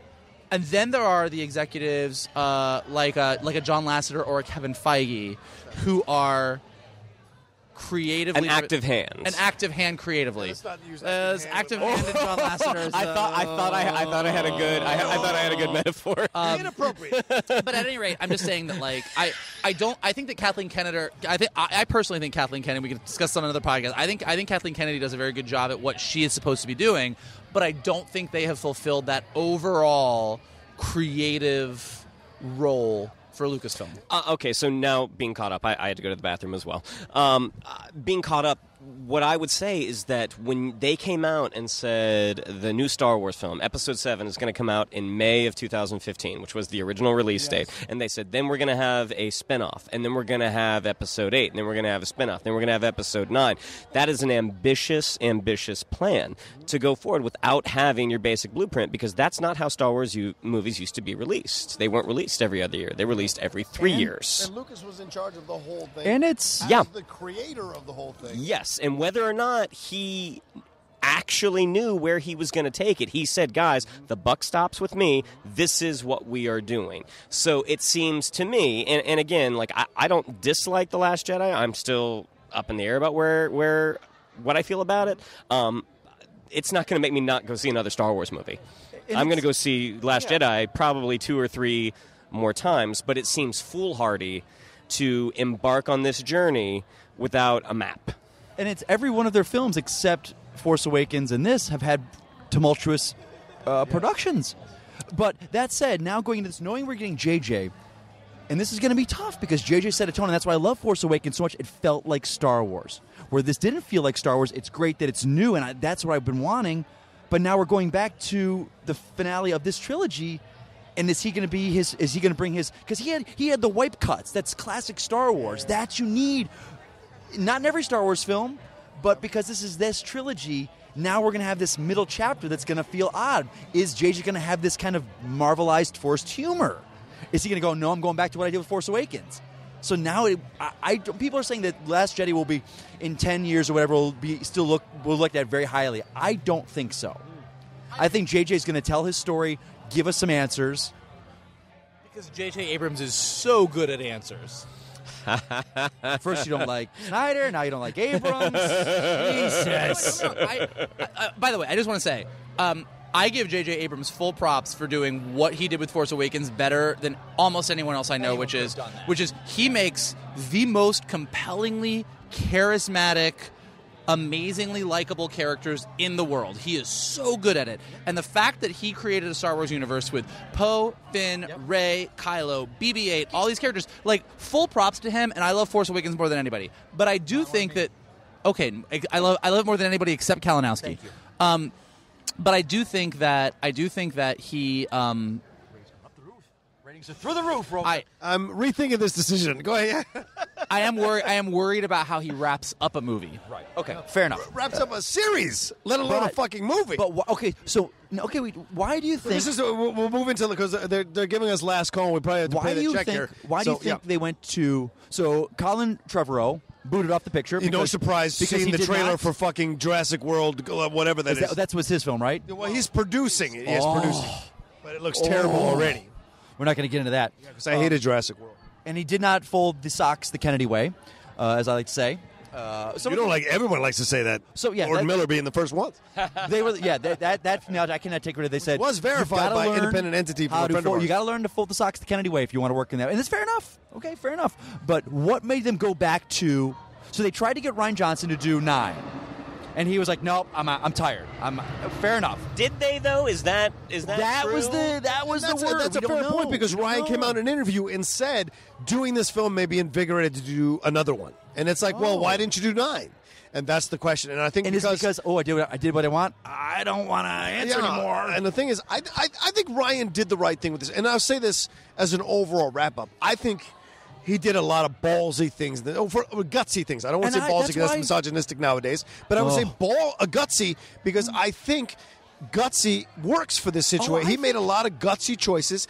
Now, could he have done them a little more tactfully? Absolutely. But in the long run, what he's trying to do is make Star Wars more relatable to the younger audience. Because it ain't going to be the old guys going to be putting the money in the coffer seeing multiple times. It's going to be the young kids, and they've got to appeal to those young kids. And the porgs fucking do that, which drive me insane. I thought there was 2 or 3 too many porg scenes in the movie. I didn't think the porgs were bad at all. I think Chewbacca, you guys are crazy. I think Chewbacca people were up in arms about porgs months and years ago. I think they were And the caretakers, those weird caretakers. But I didn't understand any of it. Ryan is the perfect guy to bring Star Wars into the new era.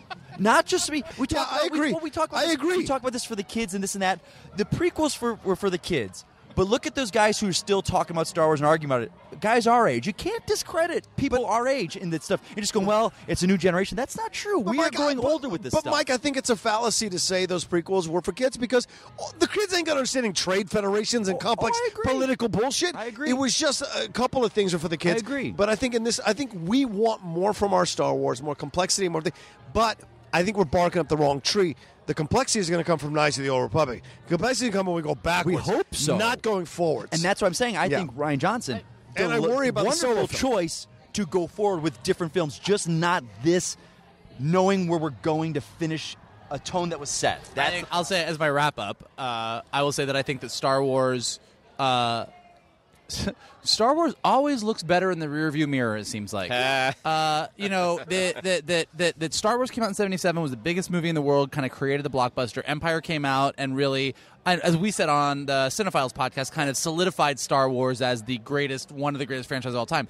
But Return of the Jedi, and the idea of sequels being possibly as better as the original. Yeah. But then Return of the Jedi, boy, a lot of people didn't like it. I loved it, but the Ewoks, that was bad. The way that Luke was redeemed was bad. Then the prequels came out. And as much as I, thanks to Clone Wars, have embraced a lot of the story elements and plot elements of the prequels, I was super disappointed. It made me not a Star Wars fan for a while. But now you talk to people and they're like, no, the prequels were great. They were amazing. And then Force Awakens came out and they're like, oh, well, I don't like this. But now it's like, oh, Force Awakens was great. And now Last Jedi came out and they're like, no, it's terrible. But I mean, Star Wars is a rearview mirror franchise. People continue to fall in love with what was, and anytime they're presented with what is, it's somehow wrong. Starting with Jedi. I mean, like, it's just always that way. So I think that whatever they're doing it right, and I'm on board for the ride. And I'm sure that, 30 years from now when episode 22 comes out or whatever it is, I will be a crotchety old man and talk about the good old days when Last Jedi was on the screen. You are 100% correct, because I was at work the other day, and in between my shows, they had episodes 1, 2, and 3 on like Spike. And I sat there and watched, and granted, I'm catching it like 28 minutes in, and I'm leaving 57 minutes in. I'm like, that was an enjoyable 20 minutes. And I've read interviews with Rian Johnson where he explains some of the choices, like, this is why I did this is why I did this. I'm like, boy, those answers totally make sense. Does it change my perception of the film? Not right now.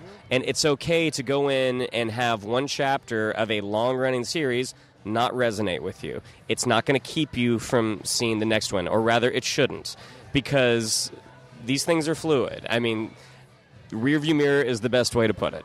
So, and I think overall, as we wrap this episode up, I think overall, what he did was necessary. I think people would have been more upset if we'd seen another Empire.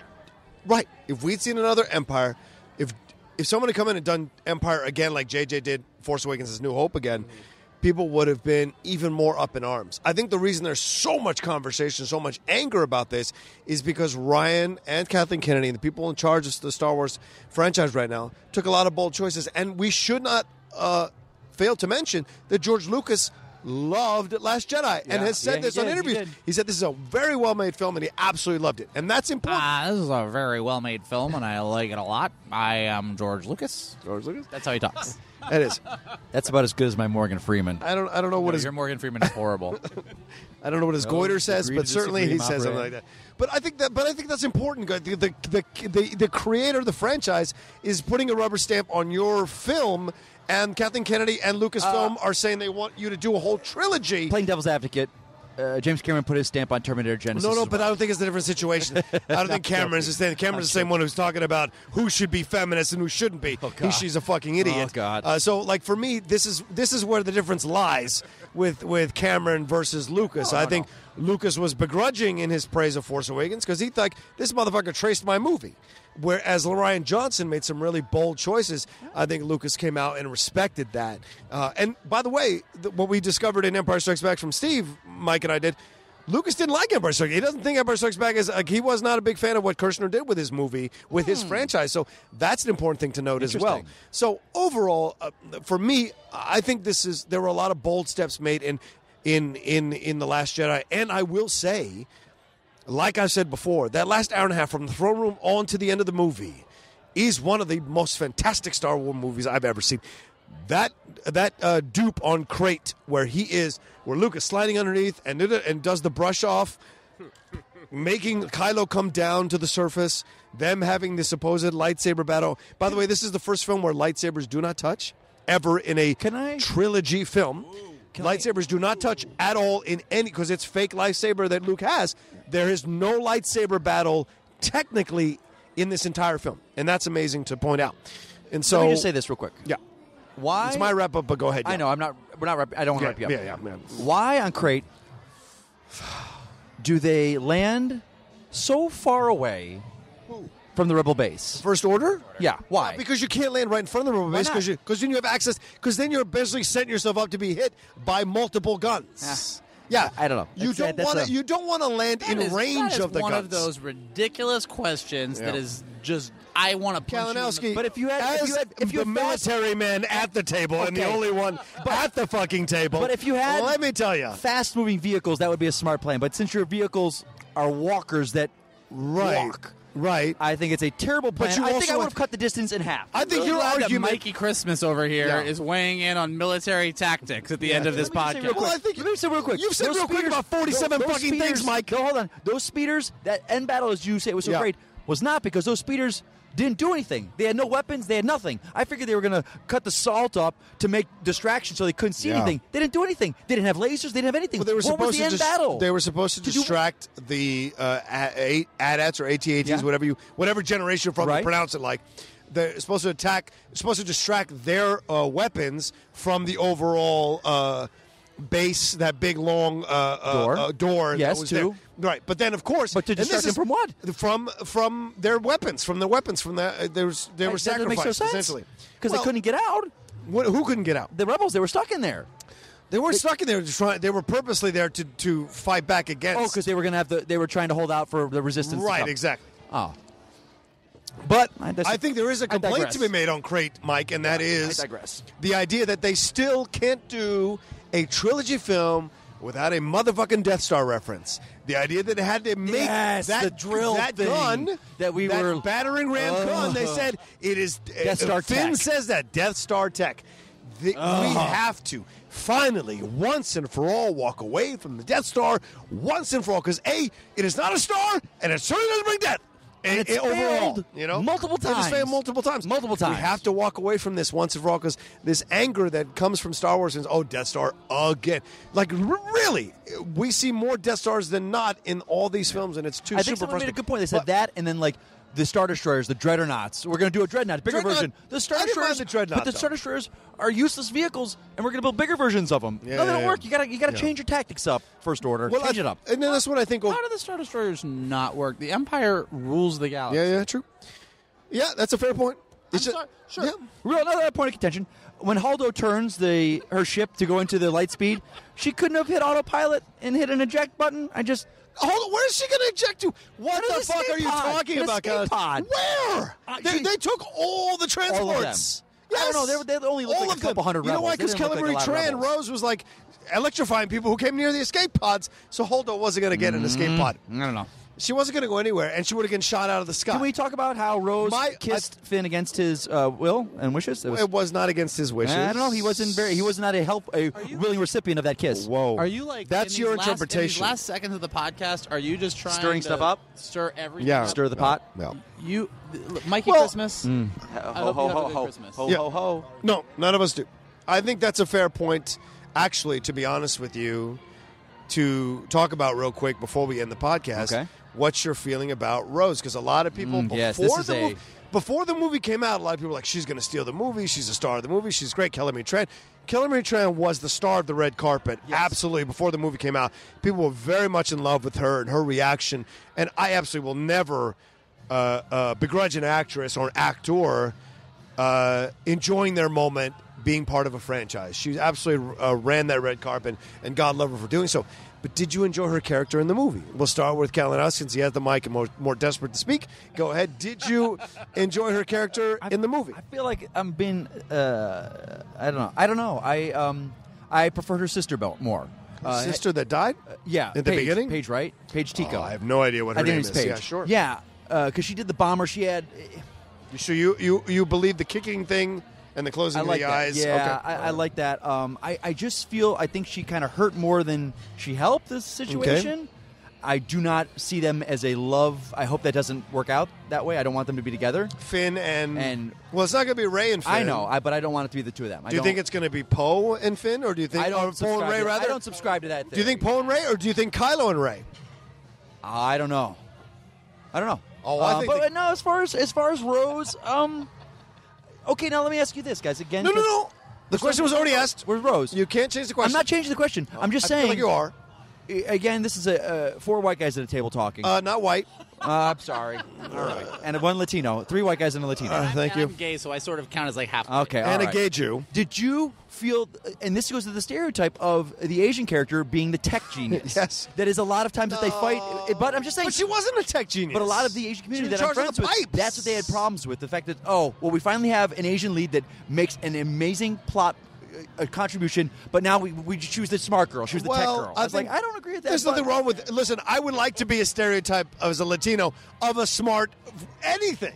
But we're usually gardeners or motherfucking maids. So I'm happy to be. I would love to be a smart thing. Usually the smarter. Wasn't she or like a fiery, mechanic? which Fiery, whatever. She knew about this and that, the switches and this and that. See, I don't know that stuff. I think a lot of characters in the Star Wars universe know a lot about the tech and the switches and the this and the that. There's a lot of switches in that universe, That's why I Kalinowski. like the sister better. The sister was the bombardier. It wasn't a role that we traditionally see Asian performers in. I loved her in the bombardier role. All right, well, hold on. Let's just back up for a minute. I think the fact that we have such a diverse Star Wars universe is something to be celebrated. I think to start to split hairs on this person was this or this person was that, I don't personally, and look, I am not Asian American, so maybe there's different opinions out there. I did not find anyone's role in this movie stereotypical, and I loved the level of diversity in it. I was just asking. I did not feel that. I was asking because I had not seen the conversation happen online, so I was curious. As I said earlier, I don't think that the Finn story arc and the Canto Bight stuff ultimately all pulls together and works, but I really liked Rose a lot. I also said I thought she had my favorite line in the movie at the end after she saves Finn, and I loved this true believer of the rebellion that was also a nobody. Again, like underscoring like the overall theme that Rian Johnson was going for. She was a nobody mechanic on this ship. She wasn't Holdo. She wasn't Akbar. She wasn't Leia. She wasn't some hero of the rebellion. She was a nobody that was like zapping people for deserting on escape pods, and she ended up being this huge hero who saved Finn, and she carried the heart of the rebellion. I mean, I thought that was a lovely character, and I thought she was great, and I thought she was adorable. Like, I thought she was awesome. To agree and counter you, I agree that the Canto Bight section with her and Finn was the most uninteresting part of the film. I did not care for her. I mean, reading the articles that led up to the release, they were talking about Kelly Marie Tran, that's her name? They were talking about, this is the next big find, and I think you have a high bar. Is there a check? Yeah. Yeah, sure. Yeah, thank you, Ken. I think when you are coming off The Force Awakens, where you found Daisy Ridley, where it was like, man, that was a great find. And you didn't find John Boyega. He was already around. It was like, man, John Boyega, push to the front. Oscar Isaac, push to the front. She did not live up to the expectations set from the first film. That's just my opinion. And the character, I didn't find that interesting. I think that moment that she and Finn had underneath the walkers, I'm like, this is a terrible idea right now. Like, you have these giant machines of death above you, and you're going to take a moment to talk about, hey, this is how we win. Let me give you a smooch. She was the worst new addition, in my opinion. I did not like the character at all. For me, it's the character I associate with Canto Bright, which is my least favorite part of the movie, so it does take it out of it for me. You know, I don't know. We'll see where she goes from here. I don't know. Yeah, I think as much as I like John Boyega and as much as I liked his character from The Force Awakens, I did not feel like he was strong enough to carry that part of the story. Now, and again, I thought Finn, like we talked a little bit earlier in the podcast, Finn sacrificing himself to destroy that Death Star laser would have been great. Would have been fantastic. So for me, she also stopped that moment. Thank you very much. She also stopped that moment from happening. That it gave that great line, but Finn should have died at this point, because I don't know where his story goes from here. I mean, if it goes someplace great, then we'll be walking that statement back. But the one thing that I don't know if you guys touched on while I was in the bathroom, but we talked about how Luke gave 2 of the 3 lessons that he promised Rey. Right. Do we think in Episode 9 he will give the 3rd as a Force ghost? Yes. I don't know. I absolutely think he comes back as a Force ghost. Again, I think if Rian Johnson was making the movie, maybe, but I think with JJ making the movie, I doubt it. You think well, I think the next film starts. I think the next film starts with Leia. Like, I think it's 6 years later or something. And one thing I read the other day that made me excited is the film starts like 3 to 6 years later, and Rey is trained a new generation of Jedi, so that when the final battle happens, it'll be Kylo versus Rey with his Knights of Ren versus her crew of Jedi. And that's going to be badass. And so I think JJ has it set up for him to really redeem this trilogy. And I actually am one of those people. Redeem the trilogy? Yeah, well, how can I say this? End the trilogy in his way. Because since he started the trilogy, I think he has a right to finish the trilogy. I do, and that's why I personally think it's like, even though I will say that JJ taking over and ending this, I think maybe as the person who likes Last Jedi the most at the table, since I didn't cocky to say that. I didn't just use the word redeem. Well, it was a misspeak. I'm just saying that I've had a few beers, Michael. Although I kind of wish Rian was wrapping this up, because I really liked what he did in Last Jedi, and I'm a little bit concerned. I do think that since JJ started it, it's kind of right that he ends it. Yeah, I agree. And I think it's great that Rian gets to go do his own new trilogy. Right, with Broom Boy. I don't know that the trilogy... Do you think it's going to be Broom Boy, or do you not think it's going to be Broom Boy? I don't know that the trilogy is necessarily going to be Broom Boy. I think Broom Boy just represents the idea of what this next trilogy is going to be, which is that the Force can go anywhere and Jedis can come from anywhere. Luke Skywalker. Okay. Jedi Master. I think the Outlaw is done. No. I think Racist. That's not racist. The Outlaw That's what he said at the end of the movie. He said, Jedi Master. That's what he said. So there's nothing wrong with that. I agree, and I think I'm just excited to see what's going to happen. I know what I like about this film is that it sparks so much debate. I think that's important. People want to put it down and bash it or whatever, but I think it's really important that Rian came in and made a bunch of changes, made some gutsy choices about canon and about the mythology of Star Wars, and JJ has to pick up the pieces. And someone's described it as like, you play that game where you write out a story, then you hand it out, and the next person's got to take in the story, like an old improv game, and then the next person has to come in and write. Well, it's JJ's now, like you were saying, Mike Vogel earlier, like it's JJ's turn now to take what Rian did and be like, okay, what am I going to do with this? How am I going to improve with this? How do I bring back Lando? I mean, let's be honest. And how do I make this all work? So we'll see. But I will say this: I love the fact that this film caused so much division, because if there's any fan base that needs a little shaking up, it's the Star Wars fan base, because they came back with Force Awakens with a fury, and now they felt entitled to have a Empire's like an incredible movie. And the thing is, you can't have an incredible movie and just keep painting by numbers. Like, it's either going to be, you can't have a reboot of Empire Strikes Back in The Last Jedi. This is a man, Rian Johnson, who took chances. And that's what you want for your great film directors, to take chances. I will say that, like, and this is why I think Last Jedi will stand up well in the big scheme of things. Like, if you shook up a fan base this hard, you did something right. Yeah, I agree. I mean, I agree. you did something right. Because this is different. And I'm gonna make Kalinowski real mad right now, because there's a difference between.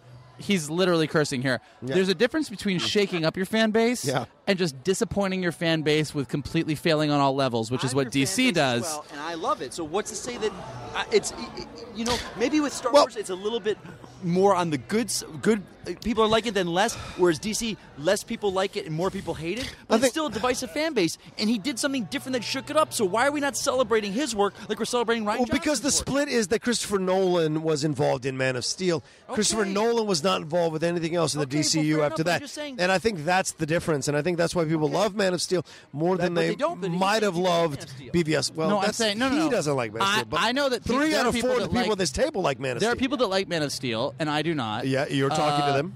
But what I'm saying is, you need to stop comparing Rian Johnson to Zack Snyder, because it ain't going to happen. I don't have to stop. I agree with that. I think that is not the fair comparison, because also Star Wars has a history of doing fantastic work. The DCU does not, other than Wonder Woman. And Man of Steel, to a degree, does not. And you can't put the Nolan trilogy in this. You can't. It's not the same thing. When I talk about that, it's just about not the end result. I'm just saying taking chances. Yeah. And Mark Draco said it best. He goes, BS, they swung for the fences. Yeah. They might have missed, but they swung for the fences. They took chances. Yeah, but also Mark Andreyko thinks Amazing Spider-Man 2 is the number 3 Marvel film ever made. And that's really I'm just saying, incorrect assessment. And again, I'm not. I like. And I love Mark. I love that Rian Johnson took chances, and I am so stoked for his trilogy. Absolutely. Me too. Fantastic. I'm ready. Let's go.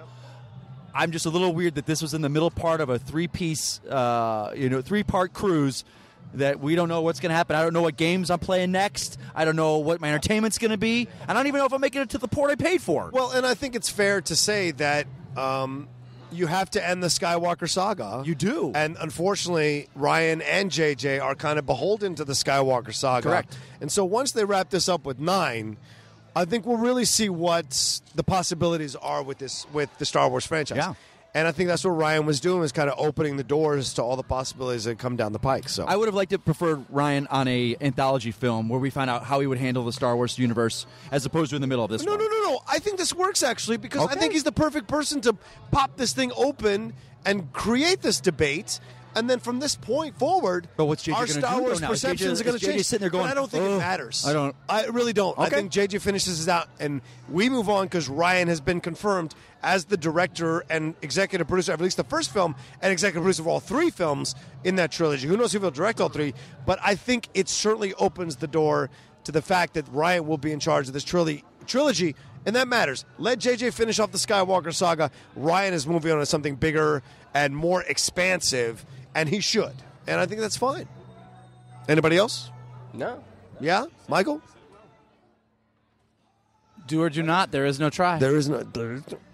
That's me dropping a mic. All right, so that's this episode of the Outlaw Nation. I think we combed through this entire film really nuts. Soup to nuts, as Quentin Tarantino might say. Hyperdrive to Jedi Temple. Sure. Hyperdrive to Turbo Spanners. Holdo's hair to Akbar's tentacles. There it is. Can we just say Admiral Akbar dies off camera? Listen. Fucking camera? I know. I didn't want to bring We can all agree that Akbar should not have died off camera. Yes. Muscle shit. That's my Admiral Akbar. That's as good as that's as good as your Morgan Freeman.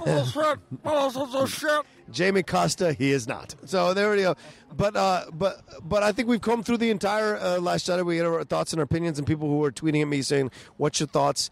These are my thoughts, and my friends convey a lot of my thoughts as well. So I think it was. I want to thank all 3 of you for coming on to the show, and for Golden Road for hosting us unofficially on this podcast. And I appreciate Ken, our waiter, for letting us do this. But let's go around the table and where can everybody find you, Mike? Kalinowski. Find me on Twitter, at Mike Kalinowski, over at DC Movie News. We're going to be on break for a little bit there for the holidays. Sure. But reach out to me at Twitter. Let me know your thoughts, guys. What about Instagram? Are you on Instagram I'm as on well? Instagram. Everything's the same. Okay. At Mike Kalinowski. There you go. Michael Vogel. At MKToon on Twitter and Instagram, and check me out. Excited to talk to you. Hey, yes, and this is Shannon McClung. You can find me on Twitter at Shannon_McClung. If you want to go to my Facebook fan page and give it a like, my reps would be thrilled. I'll also be on the second episode of 911 that's going to be airing on Fox this January. I believe it's January 10th. And you've been in a sci-fi show yourself with the Orville, right? Yes, that's right. I was in the second or third episode of the Orville where I was in prosthetic makeup for hours, and it was a true test. Yeah, well, I love it. I love supporting my friends, and I want to thank all three of you for coming on the show. It means a lot, and for taking the time tonight to talk about Over Golden Road. I hope none of you were irritated by the fact that you had all this music and other people talking.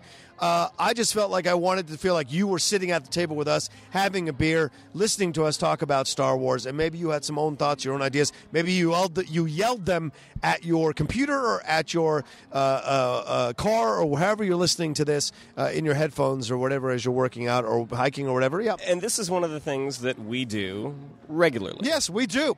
The four of us get together and talk about a million things all the time, and so it was great to be able to do that for you all, and you guys getting a window into our conversations that we have all the time, the four of us. So you guys can follow me at The Rocha Says on Twitter and on Instagram. Thank you so much for downloading the Outlaw Nation. And hey, Merry Christmas. Have an awesome Christmas.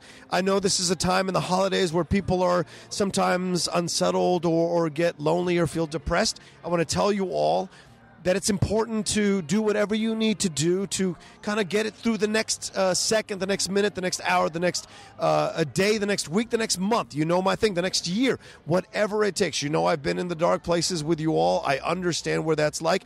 And stuff like this is really important. Hanging out with your friends, talking stuff, watching movies you love, kind of reading articles that you enjoy, anything that gets you out of that sad place, out of that depressed place. Because trust me, I know it feels like comfortable to be depressed, to be back in that place. That's what usually people run to.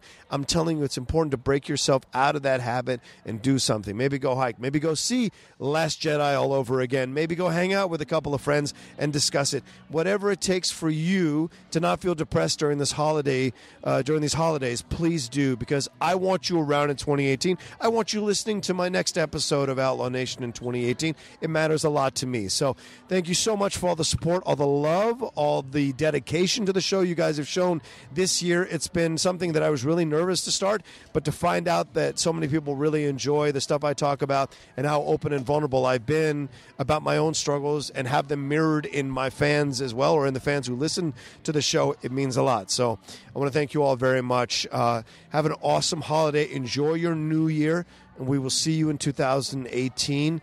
And we've got so much more to cover. There's so many incredible movies, incredible stories coming out in 2018, and I will be there for you every week to talk about it as best I can. So thanks again for all the love and support in 2017. Thanks, big shout out to Christian Harloff, Mark Ellis, the entire crew at SK Podcast Channel. Such great shows on here. The Wanger Show, After Schmodown Rundown, The Meaning of the Top 10 Show with Matt Nost and I. So many incredible shows. Don't Be a Beardo. So many great shows on the SK Plus Podcast Channel. So I appreciate you all listening, and I appreciate Christian and Mark for giving me the opportunity to have the Outlaw Nation going on this year. And hey, the Schmodown is coming in the new year. We'll see what is coming for the Outlaw, what's coming for the Killing of Kalinowski. Christian is trying to get Mike Vogel on the show. And who knows, I may talk Shannon McClung into coming on the Schmodown. Maybe Kalinowski will have a new nickname next year. That's right, a new K nickname. Mikey Christmas with a K. We'll see what happens. But anyway, thanks, everyone. Enjoy your holidays. I love you very, very much, and we will talk to you in 2018. Have a great time. This is John Rocha for the Outlaw Nation.